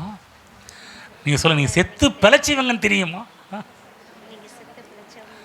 ஏற்கனவே செத்து போயிருந்துங்க. நீங்கள் என்றைக்கு இயேசு கிறிஸ்துவை ஏற்றுக்கொண்டீர்களோ அன்றைக்கு நடந்த ஒரு விஷயம், உயிர்த்தெழுதலின் வல்லமை இயேசு கிறிஸ்துவை எப்படி உயிரோடு எழுப்பினதோ அதே வல்லமை தான் ஆவியிலே மரித்து போயிருந்த நம்மையும் உயிரோடு எழுப்பியிருக்கின்றது. செத்து போனவங்களை யாரும் எழுப்ப முடியுமா? ஆனால் தேவ வல்லமை உயிரோடு எழுப்பியது. செத்து போனவங்க ஜெபம் பண்ண முடியுமா? ஹலோ, நீங்கள் இயேசு கிறிஸ்துவை ஏற்றுக்கொள்ளாமல் என்னதான் நீங்கள் ப்ரேயர் பண்ணாலும் அதெல்லாம் டெட் ப்ரேயர். ஹலோ, புரிஞ்சிச்சிங்களா? வேதம் படி ஒரு செத்து போனால் பைபிள் படிப்பாரா? நீங்கள் மட்டும் செத்து போனோம் யாரும் பைபிள் படிக்காமல் உட்காந்துருந்தாங்கன்னா அவள் தான் நீங்கள் டர் ஆயிடுவீங்க. போச்சுப்பா, ஆவி பிசாசு வந்துருச்சு, அது இதுன்னு பயப்பட ஆரம்பிச்சிடுவீங்க. எங்க செத்து போனவங்களும் ஜெபமும் பண்ண முடியாது, செத்து போனவரால் பைபிளும் படிக்க முடியாது. செத்து போனவங்க ஆலயத்துக்கு வர முடியுமா? ஊழியம் செய்ய முடியுமா? கவனமாக தேவ பிள்ளைகளை, இன்றைக்கு நாம் எல்லாவற்றையும் செய்கிறோம். ஏனென்று சொன்னால் இயேசு என்னை அவருடைய ஆவியானால் உயிரோடு எழுப்பியிருக்கிறார். அந்த வல்லமை எனக்குள் கிரியை செய்து செத்து போன தேவனுக்கும் எனக்கும் பிரிவில் இருந்த என்னை உயிரோடு எழுப்பினதே இந்த வல்லமை தான். ஆமென். புரிஞ்சுங்களா? நம்ம நடந்த வாழ்க்கை வேறு, பேச்சு வேறு, ஆளையே மாற்றிருச்சு. இங்கே இருக்கிற எல்லாரையும் உங்கள் வீட்டில் கேட்டாங்கன்னா அப்படியே சொல்லுவாங்க. எனக்கு தெரியும் பாரு, நிறைய பேரை சாட்சி சொல்லுவாங்க. எங்க இவங்க எப்படி இருந்தாங்க தெரியுமா, ஆளே மாறிட்டாங்க. யார் மாற்றினா? நீங்களும் நானும் கிடையாது. இயேசு கிறிஸ்துவின் அவரை உயிரோடு எழுப்பின அதே வல்லமை தான் அவர்களையும் உயிரோடு எழுப்பினது. அது மட்டுமல்ல, ரட்சிக்கப்பட்ட நாளில் மட்டும் கிடையாதுங்க. திரும்ப சொல்கிறேன், என்றைக்கோ ஒரு நாள் நடக்க போகிற ஒரு காரியம் கிடையாது. அந்த வல்லமை நம்ம ரட்சித்தது மட்டுமல்ல, இந்த பூமியில் ஒவ்வொரு நாளும் என்னை வாழ எனக்கு பலன் கொடுப்பதே இந்த வல்லமை தான். இந்த வல்லமை மட்டும் எனக்குள் இல்லை என்று சொன்னால் இந்த இடத்துல இன்றைக்கி நான் நிற்க முடியாது, நீங்கள் உட்காந்துருக்க முடியாது, நீங்கள் வரவும் முடியாது. இன்றைக்கி நீங்கள்லாம் வந்திருக்கிறீங்க, யார் உங்களை கூப்பிட்டு வந்தார்? நான் டெய்லி கால் ஃபோன் பண்ணி கூப்பிட்டேன்னா அவ்வளோதான். நான் இந்நேரம் சில ஃபோனுக்கு எங்கேஜ் ஆகிட்டே இருக்கும், சில ஃபோன் சுவிட்ச் ஆஃப் இருக்கும், நான் வந்திருக்கவும் முடியாது. உங்களெல்லாம் யார் கூப்பிட்டு வந்த? எந்த வல்லமை கூப்பிட்டு வந்தது? எந்த வல்லமை எழுப்பினது? எந்த வல்லமை உங்களை கூட்டி வந்துச்சு? நான் சொல்கிறேன், இங்கே தற்செயலாக வரல, தேவனுடைய வல்லமை உங்களை இங்கே அழைத்து வந்திருக்கிறது. தேவனுடைய வல்லமையினால் வாழ்ந்து கொண்டிருக்கிறீர்கள். தேவனுடைய வல்லமையினால் ஜெபிக்கிறீர்கள். தேவனுடைய வல்லமையினால் தான் எல்லா காரியத்தையும் இந்த பூமியில் செய்து கொண்டிருக்கிறீர்கள். மரித்து போனவங்க விரும்பினா கூட ஒன்றும் அவங்களால பண்ண முடியாது, ஏன்னா செத்து போய் கிடக்கிறாங்க. மரித்தவன் எப்படி தீர்மானம் எடுக்க முடியும்? இந்த வல்லமை இருந்தால் தான் தீர்மானம் எடுக்கக்கூடிய வல்லமையே வர ஆரம்பிக்கும். விருப்பம் எப்போ இந்த வல்லமை இருந்தால் தான் விருப்பமே வர ஆரம்பிக்கும். மரித்தவன் இயேசு விசுவாசிப்பது என்பது லேசான காரியம் அல்ல, ரொம்ப கஷ்டமான ஒரு காரியம். புரிஞ்சுங்களா? இந்த வல்லமையால் தான் நீங்கள் நானும் ரட்சிக்கப்பட்டிருக்கிறோம், மீட்கப்பட்டிருக்கிறோம். என்றைக்கோ ஒரு நடக்க போவது கிடையாது, இன்றைக்கும் இந்த வல்லமை எனக்குள் கிரியை செய்து கொண்டிருக்கிறது. ஆனால் இந்த நேரத்தில் ஊழியக்காரங்க என்ன சொல்கிறாங்கன்னா, ரெண்டாவது என்ன சொல்கிறாங்க, ஒரு நாள் நடக்கும்னு சொல்கிறேன், நம்புகிறாங்க. நான் என்ன சொல்கிறேன், பைபிளில் பவுல் சொல்கிறாரு, ஐயா விசுவாசிக்கிறோம் நம்மிடத்தில் காண்பிக்கிற வல்லமை. அதுதான் எபேசியர் 2:1 எனக்கு காமிச்சேன், நம்ம உயிரோடு எழுப்பி இந்த வல்லமை தான் காமிச்சேன். அடுத்தது ஊழியக்காரங்க பொதுவாக விசுவாசிங்க என்ன சொல்கிறாங்கன்னா, நம்ம வந்து விசுவாசிகளான பிற்பாடு நமக்கு வல்லமை தேவைங்க அப்படின்னு சொல்கிறாங்க. ஆனால் பவுல் என்ன சொல்கிறாருன்னா, விசுவாசியான பிற்பாடு வல்லமை தேவைன்னு கிடையாது, ஐயா நீ விசுவாசிப்பதற்கே வல்லமை தேவை. புரிஞ்சுங்களா? ரட்சிக்கப்பட்ட பிற்பாடு வல்லமை தேவை. இவர் சொல்கிறாரு ரட்சிக்கப்பட்ட பிற்பாடு நீ வல்லமை தேவைன்னு சொல்லிட்டு இருக்கிற. பவுல் சொல்கிறாரு நீ ரட்சிக்கப்படுவதற்கே வல்லமை தேவை. புரியுதுங்களா? உயிரோடு எழுப்பப்படுவதற்கு வல்லமை தேவை. விசுவாசியான பிற்பாடு வல்லமை தேவைன்னு கிடையாது. அவர் சொல்கிறாரு நீ விசுவாசி ஆவதற்கே வல்லமை தேவைப்பா அப்படின்ற. புரிஞ்சிச்சுங்களா? ஆகவே தான் பாருங்கள், மக்கள் வந்து ஏன் இப்படி தப்பாக நம்புகிறாங்க, மக்கள் ஏன் இப்படிப்பட்ட ஒரு காரியத்தை செய்கிறாங்கன்னு சொன்னாங்கன்னா, இதுக்கு 2 காரணம் இருக்குது. ஏன் இப்படிலாம் மக்கள் பேசுகிற 2 காரணம். முதல் காரணம், பாவமும் பாவத்தில் விழுந்ததையும் பாவத்தினால் என்ன நடந்தது என்பதையும் பாவத்தினால் ஏற்பட்ட விளைவுகள் என்ன என்பதையும் அவர்கள் விளங்கி கொள்ளாமல் இருக்கிறார்கள். அதனால தான் இப்படி பேசுகிறாங்க. அதுதான் பாரு, நம்ம புது சிருஷ்டி என்ற காரியத்தெல்லாம் பேசுகிறோம். இந்த புது சிருஷ்டி என்ற காரியத்தை பேசும்போது கண்டிப்பாகவே ஒரு மனிதனுடைய முக்காலங்களும் எடுத்து பேச ஆரம்பிக்கிறோம். இதெல்லாம் கிறிஸ்துவுக்குள் நாம் யார் என்று இளம்பல சர்ச்சில் பேசும்போது இதில் நிறைய பேசியிருக்கிறோம். பாருங்கள், நம்முடைய நிலைமை என்ன, ரட்சிக்கப்படும் நம்முடைய நிலைமை என்ன, ரட்சிக்கப்பட்ட பிற்பாடு நம்ம நிலைமை என்ன, பாவம் ஒரு விசுவாசி என்ன செய்தது, என்ன எப்படி ஆக்கினது, ஒரு மனிதனை எப்படி ஆக்கி வச்சிருந்தது, கிறிஸ்து எப்படி இதெல்லாம் மீட்டு நம்ம கொண்டு வந்தார் என்பதெல்லாம் நிறைய பேசியிருக்கிறோம். அப்போ ஏன் இப்படி பேசுகிறாங்க, சத்தியத்தை குறித்து ஏன் இப்படி மாற்றி பேசுகிறாங்கன்னா, ஒன்றும் இல்லை, பாவத்தில் விழுந்த மனிதன் பாவத்தில் விழுந்துட்டான், பாவத்தால் விழுந்த பிற்பாடு என்ன நடந்துச்சு, அதன் விளைவுகள் என்ன என்பது அவனுக்கு புரியல. அதனால் இப்படிலாம் ஒரு நாள் வல்லமை, ஒரு நாள் உயிர் தெழுவோம், விசுவாசிச்ச பிறகு ரட்சிக்கப்பட்ட பிறகு வல்லமை தேவை என்றெல்லாம் அப்படி பேச ஆரம்பிக்கும். ரெண்டாவது, புதிய பிறப்பில் என்ன அடங்கியிருக்கிறது என்பதும் விளங்கலை. புதிய உடன்படிக்கையிலே, புது சிருஷ்டியிலே, மறுபிறப்பில் என்ன நடந்தது என்பதும் புரியவில்லை. அநேக கிறிஸ்தவர்களுக்கு மறுபிறப்பு அடையாமலே இன்றைக்கு நிறைய கிறிஸ்தவங்க சர்ச்சுக்கு வந்துகிட்டு இருக்கிறாங்க. நிறைய பேர் பாருங்கள், ரட்சிக்கப்படாமலே சர்ச்சுக்கு வந்துகிட்டு இருக்கிறாங்க. இயேசு கிறிஸ்துவை ஏற்றுக்கொள்ளாமலே சர்ச்சுக்கு வர ஆட்கள் நிறைய பேர் இருக்கிறாங்க. இது ஏன் கேட்குறீங்க? நீங்கள் விசுவாசிகள் ஏன் சொல்கிறீங்க? ஒரு புகழ்பெற்ற ஒரு மனிதன், பிரசங்கியார், அருமையாக பிரசங்கம் பண்ணக்கூடியவர், அவர் சொல்ல ஒரு 40 வருஷம் பிரசங்க ஊழியத்தில் இருந்துட்டு 40வது வருஷம் தான் சொல்கிறார், இன்றைக்கி தான் நான் ரட்சிக்கப்பட்டேன்றார். புரியுது உங்களுக்கு? என்ன என்ன பார்க்கல, புரிஞ்சான்னு கேளுங்க. என்னமோ கையில் கணத்தில் கை வச்சார் மட்டும் தெரியுதுங்க. எது கை வச்சாருன்னு தெரியல. எது கை வச்ச?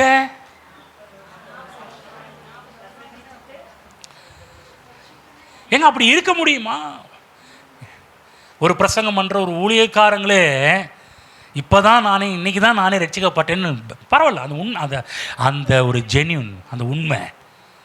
அவர் என்ன உல்ட்டா பண்ணலாம், அதாவது நம்ம மக்கள் தப்பாக நினைச்சிடக்கூடாது இப்படிலாம் நினச்சி அதை சொல்லாமலே விட்டுருக்கலாம். விட்டுருந்தாலும் மக்கள் என்ன நினச்சிருப்பாங்க, ஏங்க இவரை போல ஊழியம் இருக்குமா, எப்படி அழகாக பிரசங்கம் முடியும், எப்படி அழகாக சூப்பரா ஓ நம்ம சொல்லியிருந்திருப்போம். ஆனால் உண்மையை ரட்சிக்கப்பட்ட ஆட்கள் எப்போதுமே தங்களை தாழ்த்தி தேவனை முன்னுக்கு கொண்டு வருவார்கள். ஆமென். ஹம்பிள்னஸாக சொன்னார் பாருங்க, இன்றைக்கி தான் நான் ரட்சிக்கப்பட்டேன், இன்றைக்கு தான் இயேசு கிறிஸ்துவை உண்மையாகவே இன்றைக்கி தான் நான் இயேசு கிறிஸ்துவை ஏற்றுக்கொண்டேன் என்று சொல்லி. ஆகவே தான் தேவ பிள்ளைகள் நல்லா புரிஞ்சுக்கிங்க. சில பேர் எனக்கு ஞானஸ்தானம் எடுத்து ரட்சிக்கப்பட்டாங்கன்னு. உங்களுக்கு தெரியும் நீங்கள் ரட்சிக்கப்பட்டீங்களா இல்லையான்னு சொல்லி. ஒரு ரட்சிக்கப்படும் இயேசு கிறிஸ்துவை ஏற்றுக்கொள்ளுங்கள். சிலருக்கு இயேசு வேணாங்க, சர்ச்சு போதுங்க, எப்படியோ சர்ச்சில் கல்யாணம் பாஸ் நடத்தி கொடுத்தா அது போதுங்க. சில பேர்லாம் இருக்கிறாங்க பாருங்கள், கல்யாணத்துக்குன்னு ஞானஸ்தானம் எடுக்கிறவங்க இருக்கிறாங்க, கல்யாணத்துக்குன்னு சர்ச்சுக்கு வர ஆட்கள் இருக்கிறாங்க, இந்த மாதிரிலாம் இருக்கிறாங்க. சில பேர்லாம் இருக்கிறாங்க பாருங்கள், மெம்பர்ஷிப் கார்டு இருந்தால் போதுங்க. இந்த மெம்பர்ஷிப் கார்டு இருந்தால் பரலோகத்தில் அப்போ தான் ஏஞ்சல்ஸ் உள்ளே கூப்பிட்டுக்குவாங்களாம். நீ இந்த சர்ச்சுப்பா ரெட்டிப்பட்டி ஏஃப்டி ஜெயிச்சாப்பா, சரிப்பா உள்ளே வந்துடு. ஹலோ, அங்கே போனால் கூட முதல்ல வாட்ஸ்அப் நிற்க வச்சு, நீ எங்கேருந்து வந்திருக்கிற, பாஸ்டர் லியோ உங்கள் பாஸ்டரு ரெட்டிப்பட்டி ஏஃப்டி சர்ச், பரவாயில்ல அது நல்ல சர்ச்சு, அண்ணி என்ன பண்ணி உள்ளே வந்துட்டான்னு சொல்ல மாட்டாங்க. முதல்ல பரலோகத்தில் உள்ள நுழையும் போது ரட்சிக்கப்பட்டியா, கொஞ்சம் பரலோகம் ஜீவ புஸ்தகத்தில் உன் பேர் இருக்கான்னு கொஞ்சம் டெஸ்ட் பண்ணுறேன். பார்த்துக்கிட்டே இருப்பார். உன் பேருக்கு காணாமே, இல்லைங்க ரெகுலராக வார சர்ச்சுக்கு போயிடுவாங்க. இவங்க பாஸ்டர்லியோ கையில் ஞானத்தார் எடுத்த தேவதூதனே, நீ என்னையா இப்படி பண்ணுறீர்?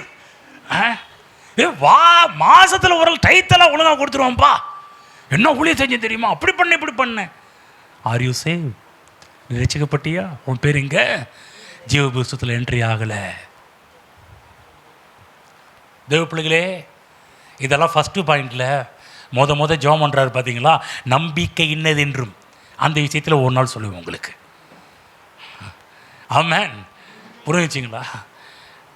நிறைய பேர் பாருங்கள், சில இடத்துல பாருங்கள், எப்படியாவது மெம்பர்ஷிப் மாதம் மெம்பர் சந்தா போட்டுருணுங்க, சந்தா 200 ரூபா கட்டினா பரலோகத்தில் இடம் இருக்குன்னு நினச்சிக்கிட்டு இருக்கிறாங்க. அவ்வளோ சீப்பாக இடம் போட்டுட்டு இருக்கிறாங்க பரலோகத்தை. பரலோகம் ஒருத்தரை கனம் பண்ணுது, ரட்சிக்கப்பட்டவர்களை கனம் பண்ணுகிறது. ரட்சிக்கப்பட்டவர்கள் யாரை கனம் பண்ணாங்க? இயேசுவை கனம் பண்ணினார்கள். எனக்காக இந்த உலகத்தில் வந்தவர், எனக்காக மரித்தவர், எனக்காக உயிரை விட்டவர், எனக்காக அடக்கம் பண்ணப்பட்டு எனக்காக 3ஆம் நாள் உயிர் திறந்தவரை நம்பினவர்கள். பரலோகம் யாரை கனம் பண்ணுது? என்ன கனம் பண்ணினா நான் உன்னை கனம் பண்ணுவேன். அதுதான் தேவன் நம்ம கொடுக்கின்ற பரலோக வாழ்வு. ஆகவே தேவ பிள்ளைகளே, சபையில் சேர்ந்துட்டோம், மெம்பர்ஷிப் கார்டு வந்துச்சு, அதனால் பரலோகத்துக்கு போயிடுவேன்னு யாராவது தப்பு கணக்கெல்லாம் இங்கே போட்டுட்டு இருந்தீங்கன்னா எண்ணங்களை மாற்றிக்கொள்ளுங்கள். அதுதான் இங்கே இருக்கிற யாருக்கும் மெம்பர்ஷிப் கார்டே போடல. ஏன் தெரியுங்களா? கார்டெல்லாம் ஒரு நாள் போடுவோம், அது வேறு எதுக்காக போடுவோம், கல்லறைக்கு மட்டும்தான் போடுவோம், மற்றதெல்லாம் போடுறது கிடையாது. கல்லறைக்கு இடம் கிடைக்கணுன்றதுக்காக போட்டால் போடுவோம், பரலோகத்தில் இடம் கிடைக்கணுன்றதுக்காக புரிஞ்சுங்களா? கல்லறையில் இடம் கிடைக்கணுன்றதுக்காக போடலாம், வேறு வழி இல்லை. ஆனால் பரலோகத்தில் இடம் கிடைக்கணுன்றதுக்காக யாராவது மெம்பர்ஷிப் இந்த கார்டு வச்சுருந்தா நான் பரலோகத்துக்கு போய் நம்பிட்டு இருந்தீங்கன்னா எண்ணங்களை மாற்றிக்கொள்ளுங்கள். அப்போ முதலாவது நம் கிறிஸ்துவின் சரீரத்தில் இணைய வேண்டும். புரிஞ்சுக்கலாம்? ரட்சிக்கப்படும் போது நடக்கின்ற ஒரு விஷயம் என்ன, இதெல்லாம் அடுத்த வாரத்தெல்லாம் பேச போகிறோம் பாருங்கள். ரட்சிக்கப்படும் போது நடக்கின்ற ஒரு விஷயமே நம்மை கொண்டு போய் எதோட மிங்கிள் பண்ண, எதோட இணைக்கிறார்னு சொன்னால் கிறிஸ்துவின் சரீரத்தோடே நம்ம இணைத்து விடுகின்றார் தேவன். ஆமென். சாதாரண லைஃப் இல்லைங்க. இயேசு கிறிஸ்து புதிய இந்த இடைப்பட்ட காலத்தில் சொல்கிறாரு, நானே திராட்சை செடி, நீங்கள் கொடிகள். புரியுதுங்களா? நீங்கள் கொடிகள், என்னை இல்லாமல் உங்களால் ஒன்றும் செய்ய முடியாது. ஒருவன் கொடியானது செடியில் நிலைத்திராவிட்டால் அது தானாய் கனி கொடுக்க மாட்டாதது போல நீங்களும் என்னில் நிலைத்திராவிட்டால் நீங்கள் கனி கொடுக்க முடியாது. யார் சொன்னது? இயேசுவே சொன்னது. அப்போ சபை என்பது என்ன? பேரை மாற்றிட்டேன், வார சர்ச்சுக்கு வர அதுவா? இல்லை மெம்பர்ஷிப் கார்டு வாங்கிட்டேன் அதுவா? இல்லை ஞானசாரம் எடுத்துட்டேன்றது அதுவா? இல்லை, அதை விட மேலே என்னன்னா கிறிஸ்துவோடு இணைந்திருக்கிறேன், கிறிஸ்துவின் சரீரத்தோடு நான் இணைக்கப்பட்டிருக்கிறேன் என்று சொல்லுவது தான். எரேமியா புஸ்தகம் போவோம். எரேமியா 13:23 படித்து காண்பிக்கின்றேன். எரேமியா 13:23 படித்து காண்பிக்கின்றேன். எத்தியோப்பியன் தன் தோலையும் சிவிங்கி தன் புள்ளியையும் மாற்றக்கூடுமோ? திருப்புறீங்களா? திருப்புங்க. எரேமியா 13:23 படிக்கலாங்களா? படிங்க பார்க்கலாம். எத்தியோப்பியன் என்று சொன்னால் யார்? கருப்பு இனத்தவர்கள். தன் தோலையும் சிவிங்கி தன் புள்ளிகளையும் மாற்றக்கூடுமோ? கூடுமானால் தீமை செய்ய பழகின நீங்களும் நன்மை செய்ய கூடுமே. கூடும். என்ன சொல்றாரு? அவன் மாற்றினானா உன்னாலே மாற்ற முடியுன்றார். அவனே அவனால் மாற்ற முடியாதப்போ உன்னால் எப்படி மாற்ற முடியும்? புரிஞ்சுங்களா? ஏனென்று சொன்னால் ஜென்மஸ்பாவமான மனிதர்களாக இருக்கிறார்கள். ஜென்மஸ்பாவம் என்பது என்ன? மனிதன் என்பவன் தாயின் வயிற்றில் பிறந்தது முதல் அவன் மறுபடியும் பிறக்காதவன். நீங்கள் என்றைக்கு மறுபடியும் பிறக்கிறீர்களோ அன்றைக்கு தான் நீங்கள் ஆவிக்குரியவர்கள், அன்றைக்கு தான் நீங்கள் ரட்சிக்கப்பட்டவர்கள். மறுபடியும் பிறக்காதவர்கள், திரும்ப சொல்கிறேன், அவர்கள் எல்லாருமே ஜென்மஸ்பாவம் உள்ள மக்கள் தான். ஆகுதான் அவனுக்கு எப்படியும் இருக்கும் இந்த விஷயம் எல்லாம். அவன் எப்படி புரிஞ்சுக்குவான்? அந்த மனிதன் சுவிசேஷத்தை விசுவாசிப்பதே, நான் சொல்கிறேன், இப்படிப்பட்ட மனிதன் இயேசு கிறிஸ்துவை ஏற்றுக்கொள்வதே ஒரு பெரிய அற்புதங்க. அந்த அற்புதத்துக்கு உறுதுணையாக இருந்தது தான் இயேசு கிறிஸ்துவின் உயிர்த்தெழுதலின் வல்லமை. தேவனுடைய வல்லமை இல்லாமல் வாழ்விலும் உங்கள் வாழ்விலும் ஒன்றும் நடக்காது. ஆமென். அப்போதான் இயேசு கிறிஸ்துவ குறித்து தெரியாத ஆளுக்கு திணிக்க வேண்டிய அவசியம் கிடையாது. இங்கே இருக்க நம்ம யாரும் திணிக்கிறது கிடையாது. கிறிஸ்துவத்தை திணிப்பது நம்முடைய வேலை கிடையாது. இங்கே யாராவது திணிக்கிறீங்களா? கிடையாது. பாருங்க, அதே திரும்ப சொல்ல, இயேசு கிறிஸ்துவை பற்றி தெரியாத ஆளுக்கு திரும்ப சொல்ல திணிக்காதீங்க. ஜெபியுங்கள், பேசுங்கள், யாரையும் பலவந்தம் செய்யாதீர்கள். யாரை சொல்கிறேன்? ரட்சிக்கப்படாத ஆட்கள். ஏன் தெரியுங்களா? எதுக்காக சொல்கிறேன் தெரியுங்களா? நீங்கள் யாரையும் மாற்ற முடியாது. நீங்கள் மாற்ற மாதிரி இருந்துச்சா நீங்கள் பலவந்தம் பண்ணலாம், வலுக்கட்டாயம் படுறதா, கழுத்தை பிடிச்சி ஏசு கிறிஸ்துவை ஏற்றுக்கொள்றே இல்லையா சொல்லலாம், கேட்கலாம். நம்மளால் முடியும்னா கேட்கலாம். ரோட்டில் போகிற பிடிச்சி, மாவனே ஏசு கிறிஸ்துவை ஏற்றுக்கொள்றியா இல்லையாடா, தொலைச்சி போடுவேன் கேட்கலாமா? கேட்க முடியுமா? முடியும். நம்மளால் மாற்ற முடியும்னு தெரிஞ்சா. நம்மளால், திரும்ப சொல்கிறேன், யாரையும் மாற்ற முடியாது. ஆனால் அவர்களுக்காக என்ன பண்ணலாம்? ஜெபம் செய்யலாம். யாருமே மாறவில்லை என்று சொன்னால் கோபப்படாதீர்கள். பார்க்க சொல்ல, கோபப்படாதீங்க. சரி சொல்லுவாங்க, நான் சில பேர் நம்மள்ட்ட அந்த கோபத்தெல்லாம் அவங்க எங்கள்கிட்ட தான் காமிப்பாங்க. நாங்களும் ஜெபம் பண்ணிகிட்டே இருக்கிறோம் பாஸ்டர், நாங்களும் சொல்லிக்கிட்டே இருக்கிறோம் பாஸ்டர்.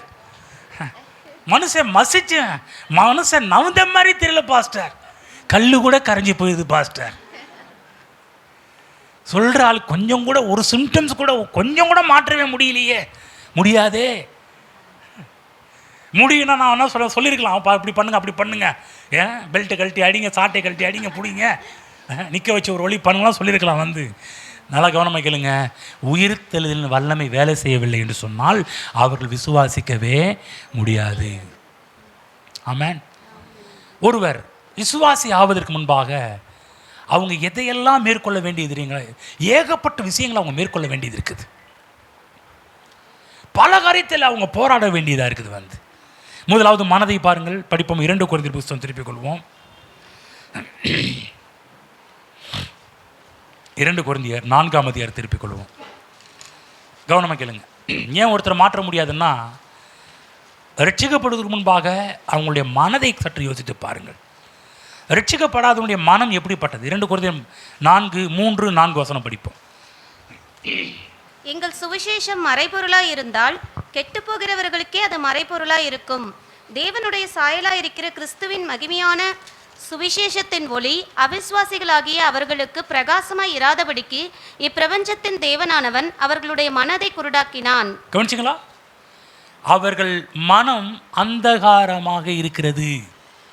கவனமாக கேளுங்க. நல்லா கவனமாக கேளுங்க. ஒரு மனிதனை ஏன் மாற்ற முடியாது? ஃபர்ஸ்ட் ரீசன், அவன் செத்தவனாக இருக்கிறான். அவனுக்கு ஒரு உயிர்த்தெழுதல் எப்படி இறந்து போன சரீரத்துக்கு ஆவியானுடைய வல்லமை, உயிர்த்தெழுதல் வல்லமை இறங்கி இயேசுவை உயிரோடு எழுப்பினது, அதே போல் இங்கே இருக்கிற நமக்குள்ளும் அந்த வல்லமை செயல்பட்டுத்தான் நாம் உயிரோடு எழுப்பப்பட்டிருக்கிறோம். இயேசு நம்மை உயிரோடு எழுப்பியிருக்கிறார் அவருடைய வல்லமையின்படி. 2வது, ஒருவர் விசுவாசி ஆவதற்கு முன்பாக அவர் எப்படிப்பட்ட நிலைமையில் இருந்தார் என்று சொன்னால், அவர்கள் மனம் எப்படிப்பட்டதாக இருந்ததாம்? அந்தகாரமாக இருந்தது. இருள் வேற, அந்தகாரம் வேற. இருளில் கூட சில விஷயத்தை எடுத்துடலாம், ஆனால் அந்தகாரத்தில் தொட்டு கூட பார்க்க முடியாது. பக்கத்தில் என்ன கூட இருக்குன்றதை உங்களால் நோட் பண்ண கூட முடியாது.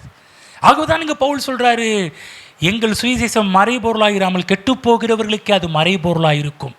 கெட்டு போகிறவர்களுக்கு தேவனுடைய சாயலாயிருக்கிற கிறிஸ்துவின் மகிமையான சுவிசேஷத்தின் ஒளி அவிசுவாசிகளாகிய அவர்களுக்கு பிரகாசமாயிராதபடிக்கு பிரபஞ்சத்தின் தேவனானவன் அவருடைய மனதை குருடாக்கி வைத்திருக்கின்றான். மனம் குருடாகி இருக்கின்றது. கவனமாக கேளுங்க. ஏன் ஒருத்தரை மாற்ற முடியாதுன்னா, பெரிய ப்ராசஸ் இருக்குது. நம்ம யாரும் மாற்ற முடியாது. ஏன்னா அவனுடைய மனம் அந்தகாரத்தில் இருக்கிறது. அவர்கள் இது நிமித்தமாக அவர்கள் எப்படி இருக்கிறார்கள்? குருடர்களாக இருக்கின்றார்கள். பாவத்தின் மூலமாக ஏற்பட்ட விளைவு என்ன?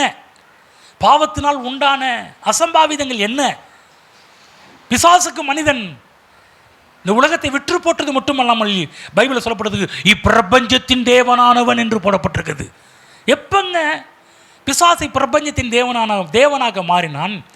மனிதன் கையில் தான் கர்த்தர் ஆளுகை, அதிகாரத்தை எல்லாம் கர்த்தர் கொடுத்திருந்தார். கவனமாக கேளுங்க. நீங்கள் யாருடைய வார்த்தைக்கெல்லாம் கீழ்ப்படுகிறீர்களோ அவர்கள் உங்களுக்கு கடவுளாக மாறிவிடுகிறார்கள். புரிஞ்சுங்களா? இப்போ பிசாசின் வார்த்தைக்கு என்றைக்கு மனிதன் ரெஸ்பெக்ட், மரியாதை கொடுத்தானோ அன்றைக்கு அவனுடைய வாழ்வில் கடவுளாக மாறிவிட்டான். அவதான் கேர்ஃபுல்லாக இருக்கணும். நீங்கள் யார் வார்த்தைக்கு முக்கியத்துவம் கொடுக்குறீங்க?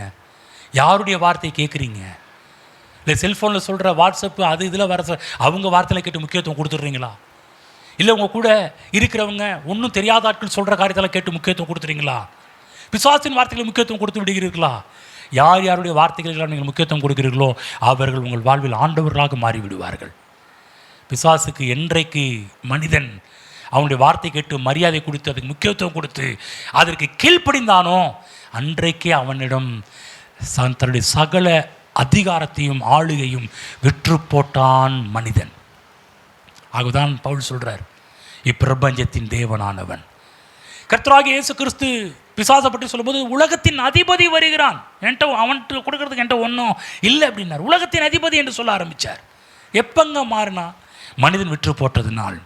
அப்போ கவனமாக கேளுங்க. இப்போ மனிதன் முதல்ல செத்து போனவனாக இருக்கிறான். இப்போ அவன் இருள் அந்தகாரத்தின் நிமித்தமாக அவன் குருடாகி பிசாசின் அடிமைத்தனத்துக்குள்ளாக இருக்கின்றான். பாருங்க, இப்படிப்பட்ட மனுஷனுக்கு, ரட்சிக்கப்படாத ஒரு ஆளுக்கு point number 1, point number 2, point number 3, point number 4 எதை தான் சொன்னாலும் அவன் மாறவே மாட்டான். என்னங்க பசங்க நீங்கள் எவ்வளோ சுவாரஸ்யமாக சொல்லிட்டு இருக்கிறீங்க? மரமண்டு இதை மண்டைக்குள்ளே போகுதா பார். சில பேரை சொல்லி கேள்விப்பட்டிருக்கீங்களா? என்ன தான் சொன்ன மண்டைக்குள்ளே போகவே போகாதுங்கன்னு வாங்குவாங்க. நிஜமாக சொல்கிறேன் போகாது, ஏன்னா அது மரமண்டு. ஆனால் எப்போ இந்த அற்புதம் நடக்கும், உயிர்த்தெழுதலின் வல்லமை எங்கு ஒருத்தர்கிட்ட தொட ஆரம்பிக்குதோ அங்கு மாற்றங்கள் உண்டாக ஆரம்பிக்கும். ஆமென். நான் சொல்கிறேன், இந்த இயேசு கிறிஸ்துவை ஏற்றுக்கொள்ளாதால்கிட்ட எப்படி அற்புதமாக விளக்கினாலும் அவங்களுக்கு விளங்காது, புத்திசாலித்தனமாக பிரசங்கம் செய்தாலும் அதுவும் விளங்காது. அப்போ எதுதான் மாற்றும்? தேவனுடைய வல்லமை மட்டும்தான் மாற்றும். புரிஞ்சாகவே நான் ஆரம்பம் சொன்னேன், என்னுடைய செய்தியை நான் நம்பி வரல, என் ப்ரிப்பரேஷனை நம்பி வரல, தேவனுடைய வல்லமை நம்பி இங்கே நின்று கொண்டிருக்கிறேன். ஆமென். அவருடைய வல்லமை தான் மாற்றும். தேவனுடைய வார்த்தைக்கு மெருகூட்டுவதே தேவனுடைய வல்லமை என்பதை புரிந்து கொள்ளுங்கள். புத்தியில் அந்தகாரம் இருப்பதனால் சுவிசேஷம் சொன்னால் மட்டும் போதாது, அங்கு என்ன நடக்க வேண்டும் என்றும் ஆவியாருடைய தூண்டுதல், ஆவியாருடைய அகத்தூண்டுதல் அங்கு உண்டாகப்பட வேண்டும். ஆமென். புரிஞ்சுக்கலாம்.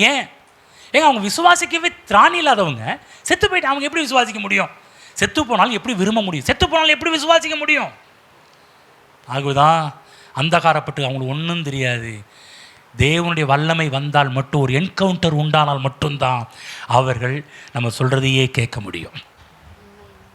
ஒன்றும் இல்லை, இப்போ சின்ன ஒரு எக்ஸ்பெரிமெண்ட் பண்ணலாம். என் ரோட்டில் போகிற ஆள் கூட்டி உட்கார வைங்கன்னு ஒரு சொல்கிறேன். எத்தனை பேர் கூப்பிட்டு உட்கார வைக்க முடியும்? அப்படி உட்கார வச்சாலும் எத்தனை பேர் பிரசங்கத்தை கேட்பாங்கன்னு தெரியும்? அது அப்படி உட்கார வச்சாலும் எத்தனை பேருக்கு லாஸ்ட்டில் ஏங்க நானும் இயேசு கிறிஸ்து ஏற்றுக்கொள்ள கை தூக்க முடியும்? இது நடந்து போயிட்டு இருக்கும்போது ஆவியனுடைய வல்லமை தொட ஆரம்பிச்சிச்சுன்னா இந்த வாய்ஸ் மூலமாக போயே மக்கள் உள்ளே வர ஆரம்பிச்சிடுவாங்க. ஹலோ, நம்மளால் முடியாது. எவ்வளோ அற்புதம் நடந்திருக்கு. இந்த மாதிரிலாம் எவ்வளோ சாட்சியெல்லாம் கேட்டிருக்கிறேன். டிஜிஎஸ் தினகரன் சொல்லுவார், தற்கொலைக்காக போயிட்டு இருந்தவராம் பாருங்க. ட்ரெயினில் அடிபட்டு போகணும் சாகுறதுக்காக போயிட்டு இருந்தவர். எங்கேயோ ஒரு இடத்துல மீட்டிங்காக காஸ்பிள் நியூஸ் அறிவிக்கப்பட்டுக்கிட்டு இருக்குது பாருங்கள். அந்த நியூஸ் போய் அவரை காப்பாற்றி திரும்ப அந்த அழகாக கூட்டத்தை கூட்டி போச்சாம் பாருங்க. ஒரு முறை ஒரு நியூஸில் படித்தேன் பாருங்க, நல்ல அருமையான ஒரு புக்கில் படித்தேன். ஒரு மனுஷன் சாகிறதுக்காக ரெடியாகி, இனிமேல் உலகத்தில் வாழ்ந்து என்ன பிரயோஜனம், எல்லோரும் வெறுத்துட்டாங்க, இருந்து என்ன பிரயோஜனம், சாகிறதா மேல் சொல்லி சாகிறதுக்கு ரெடியாகி போயிட்டார். சாகிறது ரெடியாகி போகும்போது நம்ம பட்டுக்கா தீ குளித்தோம்னா, கத்தி எவனாவது காப்பாற்றிட்டான்னா அதுக்கு மேலே படுற பாடு ஏங்க. முழுசாக வெந்து போனால் கூட பிரச்சனை. அவன் பார்த்தான் திடீர்னு எவனோ ஒருத்த காப்பாற்றிட்டான்னா கத்துறதில்ல. அப்புறம் ஹாஸ்பிட்டலில் வச்சு நம்மளை பண்ணுவான் பாரு சேட்டை. அதுக்கு பார்த்தாரு பாருங்க, வாயில் நல்லா துணியை வச்சுக்கிட்டாரு. ஒருவேளை கத்தி நானே தூக்கி போட்டுறேன் என்ன பண்ணுறேன் சொல்லிட்டு அவர் என்ன பண்ணார்னா, டிவி அப்போ ரேடியோ ரேடியோ நல்லா சத்தமாக வச்சு விட்டு, வெளியே போனால் யாரும் சத்தம் கேட்காது, நான் கத்தினா கூட கேட்காத அளவுக்கு சத்தத்தை வச்சாராம் பாருங்க. இவர் கரெக்டாக வச்சு தீக்குச்சி எடுத்து பொறுத்த போகிறப்ப, மகனே இன்று மறித்தால் நீ எங்கே போவாயின்னு அதில் ஒரு பிரசங்கர் பேசிக்கிட்டு இருக்கிறார். யாரா இது மறிச்சு செத்து போகிறான்னு பார்த்தா, விடவே மாட்டீங்களாயா என்னைய. ஆனால் அந்த கேட்ட அந்த துணி, கேட்ட அந்த வார்த்தை, இந்த வே ஆஃப் ப்ரெசன்டேஷன் சொல்லுவாங்கப்பா, அதனுடைய காரியம், மகனே இன்று மறித்தால் எங்கே போவாயின்னு அங்கே கூப்பிட்றது, அவரை கூப்பிட்றது மாதிரி நினச்சான் பாருங்க. பிளானெல்லாம் மாற்றிட்டு அவர் அப்படியே போய் என்ன சொல்கிறான்னு கேட்போன்னு சொல்லி கடைசியில் அந்த செய்தி முடியறதுக்குள்ளே ரட்சிக்கப்பட்டுட்டார். இயேசு கிறிஸ்துவை ஏற்றுக்கொண்டார், பெரிய ஊழியக்காரராக மாற்றப்பட்டார். ஆமென். இந்த சுவிசேஷத்தின் வல்லமை எப்படி வேணாலும் வேலை செய்ய ஆரம்பிக்கும். உட்காந்து கேட்டுருக்கும்போது கர்த்தருடைய ஆவியை எப்படி வேணாலும் உங்கள் உள்ளத்தில் ஊடுருவி கொண்டிருப்பார். பல விஷயத்தை பேசிக்கிட்டு இருப்பார். இப்போ உங்கள் உள்ளத்தில் தேவனுடைய ஆவியான இடைப்பட்டு கொண்டிருக்கிறார். இந்த வல்லமை உங்களுக்குள் வேலை செய்து கொண்டிருக்கிறது என்பதை புரிந்து கொள்ளுங்கள். ஆமென்.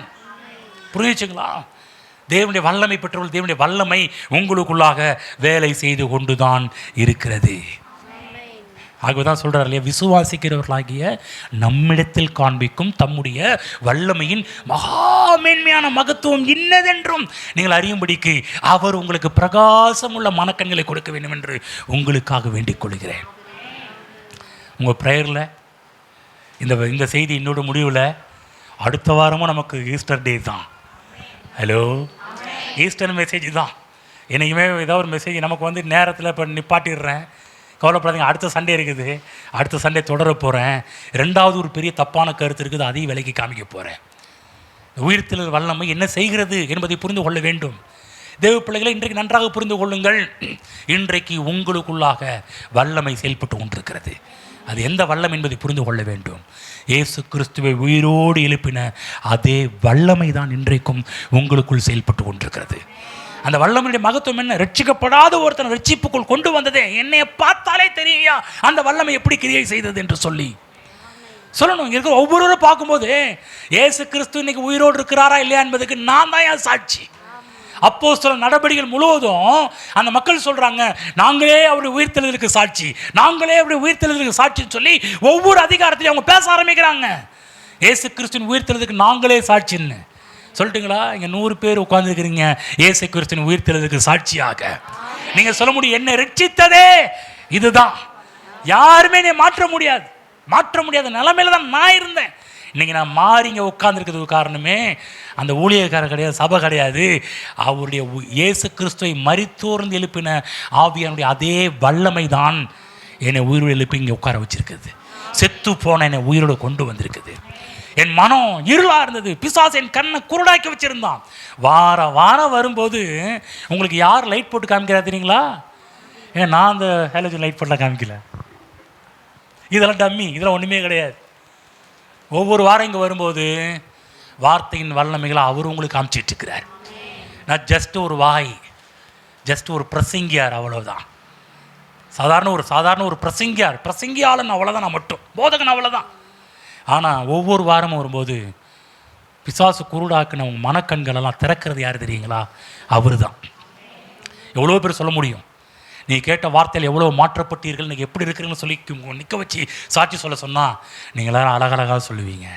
ஆமாங்க, இந்த வாரம் வந்தேன், இந்த வசனத்தை கேட்டேன், இந்த வசனம் என்னை தொட்டுச்சு, இந்த வசனம் என்னை மாற்றுனுச்சு, இந்த வசனம் என்னை நேர்வழியில் கொண்டு போச்சு, இந்த வசனம் தான் இன்றைக்கி என்னை வாழ வச்சுக்கிட்டு இருக்குது. என் வாழ்வே அவ்வளோதான் இருக்க நேரத்தில் இந்த வசனத்துலேருந்து தேவன் என்னோடு பேசி என் கண்ணை திறந்தார். அதனால நல்லா இருக்கிறேன். சொல்ல முடியுங்களா? ஆமாம். எழுந்திருப்போம். இந்த செய்தி அடுத்த வாரம் தொடருவேன். மாலையில் தொடர மாட்டேன். மாலையில் இன்னொரு உயிர்த்தெழு வல்லமை இன்னும் என்ன பண்ணுதுன்றத அதுக்கு நேராக கொண்டு போகிறேன். காலையில் அங்கே ஒன்று தொடங்கினேன், உயிர்த்தெழு வல்லமை என்ன பண்ணுச்சுன்றதை அங்கே தொடங்கினா அடுத்த வாரமாக அங்கே அதை நிறைவு செய்வேன். இங்கேயும் இன்றைக்கி ஸ்டார்ட் பண்ணியிருக்கிறோம். அடுத்த வாரமும் இங்கே வந்து இதே விஷயத்தை நிறைவு செய்வேன். மாலையிலையும் உயிர்த்தெழுதின் வல்லமை என்ன செய்கிறது, முக்கியமான சில விஷயத்தை பேச போகிறோம். வந்து சாயங்கால நேரத்தில் ரொம்ப நமக்கு இன்றைக்கி விசுவாசிகளாகி நாம் எல்லாருமே விழக்கூடிய சில விஷயங்கள் இருக்குது, விழுந்து போகக்கூடிய சில விஷயங்கள் இருக்குது. இதிலிருந்து காப்பாற்றப்படுவதற்கு இந்த உயிர்த்தெழுதின் வல்லமை எப்படி நமக்கு உதவியாக இருக்கிறது என்பதை பற்றி தான் மாலை நேரத்தில் பார்க்க போகின்றோம். கர்த்தர் நம்மோடு பேசியிருக்கிறார், கண்களை திறந்திருக்கிறார். கரங்களை உயர்த்தி அதை இன்னைக்கு கர்த்தருக்கு நன்றி செலுத்துவோம். ஸ்தோத்திரம் பிதாவே, எங்களோட நம்ம பேசுனதுக்கு நன்றி செலுத்திக்கிறோம். ஓ நன்றி ஆண்டவரே, அருமையான ஜெபத்துக்காக ஸ்தோத்திரம். உயிர்த்தெழுதின் வல்லமை எங்கள் உள்ளத்திலே செயல்பட்டு கொண்டிருக்கிறது என்பதை அறிந்து கொள்ளக்கூடிய மனக்கண்கள் இங்கே இருக்கிற ஒவ்வொருவருக்குள்ளாகவும் திறக்கப்படுவதாக. உடைய பிள்ளைகள் அந்த அறிவோடு இந்த பூமியில் வாழட்டும் ஆண்டவரே. சாதாரண வல்லமை அல்ல, உடைய பிள்ளைகள் உள்ளத்தில் இருப்பது சாதாரண தேவன் அல்ல, சாதாரணமானவர் அல்ல. அண்ட சராசரத்தை உண்டாக்கின தேவன் ஒவ்வொரு பிள்ளைகளுடைய உள்ளத்தில் குடியிருக்கிறீர். அதற்காக ஸ்தோத்திரம் ஆண்டவரே. இயேசுவையே உயிரோடு எழுப்பின அதே வல்லமை இங்கே இருக்கிற ஒவ்வொரு பிள்ளைகளுக்குள்ளாக வாசம் செய்து கொண்டிருப்பதற்கு நன்றி செலுத்துகிறோம். ஹல்லேலூயா, ஹல்லேலூயா. செத்து போனவங்களை உயிர்ப்பித்தீரே, உமக்கு நன்றி ஆண்டவரே. குருடர்களாக இருந்து எங்களுக்கு பார்வையை கொடுத்தீரே ஆண்டவரே. உம்முடைய வார்த்தையை புரிந்து கொள்ள முடியாத வண்ணம் இருந்தோமே, ஆவியானுடைய துணையால் ஒவ்வொரு முறையும் நாங்கள் வேதத்தை படிக்கும் போதும் வேதத்தை கேட்கும் போதெல்லாம் எங்கள் கண்களை பிரகாசமுள்ள மனக்கண்களை திறக்கிறீரே, உமக்கு நன்றி ஆண்டவரே, உமக்கு நன்றி. இன்றைக்கும் இப்படிப்பட்ட சத்தியத்தெல்லாம் கேட்கும்படி எங்களுக்கு உதவி செய்தீரே, உமக்கு நன்றி ஆண்டவரே. எங்களோடு பேசி எங்கள் கண்களை திறந்திருந்ததற்காக உமக்கு நன்றி செலுத்துகிறோம். இந்த நாளில் வந்த உம்முடைய பிள்ளைகள் ஒவ்வொருவரையும் ஆசீர்வதிக்கிறேன் தகப்பனே. இந்த உயிர்த்தெழுதின் வல்லமை, இயேசு கிறிஸ்துவையே உயிரோடு எழுப்பின அந்த வல்லமை உம்முடைய பிள்ளைகளுக்கு உள்ளாக இருந்து ஒவ்வொரு நாளும் நம்முடைய பிள்ளைகளுடைய வாழ்வில் செயல்படுவதை நம்முடைய பிள்ளைகள் பார்க்கட்டும் ஆண்டவரே. கண்ணீர்கள் அதனால் நீக்கப்படுவதையும், கஷ்டங்கள் அதனால் நீக்கப்படுவதையும், உபத்திரங்களும் பாடுகளும் வேதனைகளும் பண கஷ்டங்களும் அதனால் நீக்கப்படுவதும் நம்முடைய பிள்ளைகள் பார்க்கட்டும் ஆண்டவரே. நம்முடைய பிள்ளைகள் எங்கெங்கெல்லாம் போய் கை வைக்கிறார்களோ அங்கு அற்புதம் நடப்பதாக தகப்பனே. என்று சொன்னால் உம்முடைய பிள்ளைகளுடைய சரீரம் அல்ல ஆண்டவரே, அவர்களுக்குள்ளாக இருக்கின்ற உயிர் தெளிதலின் வல்லமை அநேகரை சுகமாக்குவதற்காக நன்றி செலுத்துகிறோம் ஆண்டவரே. நாங்கள் அப்போஸ்தலர் நடவடிக்கைகள் பார்க்கின்றோம். பேதுருவின் நிழலாவது பட்டால் மக்கள் ஏங்கினார்களே, வரிசையாக கொண்டு வந்து வியாதியஸ்தர்களை வைத்தார்களே, அவர் நிழலாவது படும்படிக்கு. அவர்கள் நிழல் அல்ல ஆண்டவரே, அவர்களுக்குள்ளாக இருந்த உயிர்த்தெழுதலின் வல்லமையின் நிழல் அவர்கள் மீது பட வேண்டும் என்று விரும்பினார்களே. அதே போல இங்கே இருக்கிற ஒவ்வொருவரையும் இந்த சேலம் பட்டணத்திலே அற்புதங்களாக அதிசயங்களாக நிறுத்துகிற அளவு தகப்பனே. நம்முடைய பிள்ளைகள் எங்கெங்கெல்லாம் போகிறாங்களோ அங்கே நம்முடைய பிள்ளைகள் அல்ல, நம்முடைய பிள்ளைகளுக்குள்ளாக இருக்கின்ற உயிர்த்தெழுதலின் வல்லமை அங்கே கடந்து செல்வதற்காக ஸ்தோத்திரம். ஹல்லேலூயா, ஹல்லேலூயா. நன்றி. சாதாரணமானவர்களாக அல்ல, அசாதாரணமானவர்களாக இருக்கிற ஒவ்வொருவரையும் நீர் மாற்றியிருப்பதற்காக ஸ்தோத்திரம். நம்முடைய பிள்ளைகளுக்குள்ளாக கிரியை செய்கின்ற பலத்த சத்துவத்தின் வல்லமைக்காக நன்றி செலுத்துகிறேன் கர்த்தாவே. ஹல்லேலூயா. ஸ்தோத்திரம். பிசாசை நீ என்ன செய்ய முடியும் என்று கேட்கக்கூடிய ஆட்கள் இங்கே எழும்பி கொண்டிருப்பதற்காக ஸ்தோத்திரம். காரணம் என்னவென்று சொன்னால் அவர்களுக்குள்ளாக இருக்கின்ற வல்லமை நிமித்தமாக அப்படி பேச போவதற்கு நன்றி செலுத்துகிறோம். ஹல்லேலூயா. நன்றி ஆண்டவரே. ஸ்தோத்திரம், ஸ்தோத்திரம். அநேக குடும்பங்களில் வரப்போகிற நாட்களில் ஏராளமான அற்புதம் நடக்கப் போவதற்கு நன்றி செலுத்துகிறோம். நம்முடைய பிள்ளைகளுடைய வேலை ஸ்தலங்களிலே ஏராளமான அற்புதம் நடக்கப் போவதற்கு நன்றி செலுத்துகிறோம். நம்முடைய பிள்ளைகள் இருக்கின்ற பகுதிகளிலே, ஏரியாவிலே, இருக்கின்ற மாவட்டத்திலே ஏராளமான அற்புதம் நடக்கப் போவதற்கு நன்றி செலுத்துகிறோம். ஏன் என்று சொன்னால் அவர்களுக்குள்ளாக இருக்கின்ற உயிர்த்தெழுதலின் வல்லமை அவைகளெல்லாம் நடப்பிக்க போவதற்கு நன்றி செலுத்துகிறோம் ஆண்டவரே. ஹல்லேலூயா. ஸ்தோத்திரம் கர்த்தாவே. அற்புதங்களாக அதிசயம் நிறுத்தினதுக்கு நன்றி செலுத்துகிறோம். இங்கே வந்த நம்முடைய பிள்ளைகள் என்னென்ன தேவையோடு வந்தார்கள் தெரியாத ஆண்டவரே, உமக்கு தெரியும். அத்தனை பேருடைய தேவைகளையும் இந்த உயிர்த்தெழுதலின் வல்லமை சந்திக்க போவதற்கு நன்றி செலுத்துகிறோம். சாட்சிகளாக நிறுத்தப் போவதற்கு நன்றி செலுத்துகிறோம். அந்த சாட்சி உமக்கு மகிமையை கொண்டு வர போவதற்கு நன்றி செலுத்துகிறோம். இயேசு கிறிஸ்து நாமத்தில் பிதாவே, ஆமென்.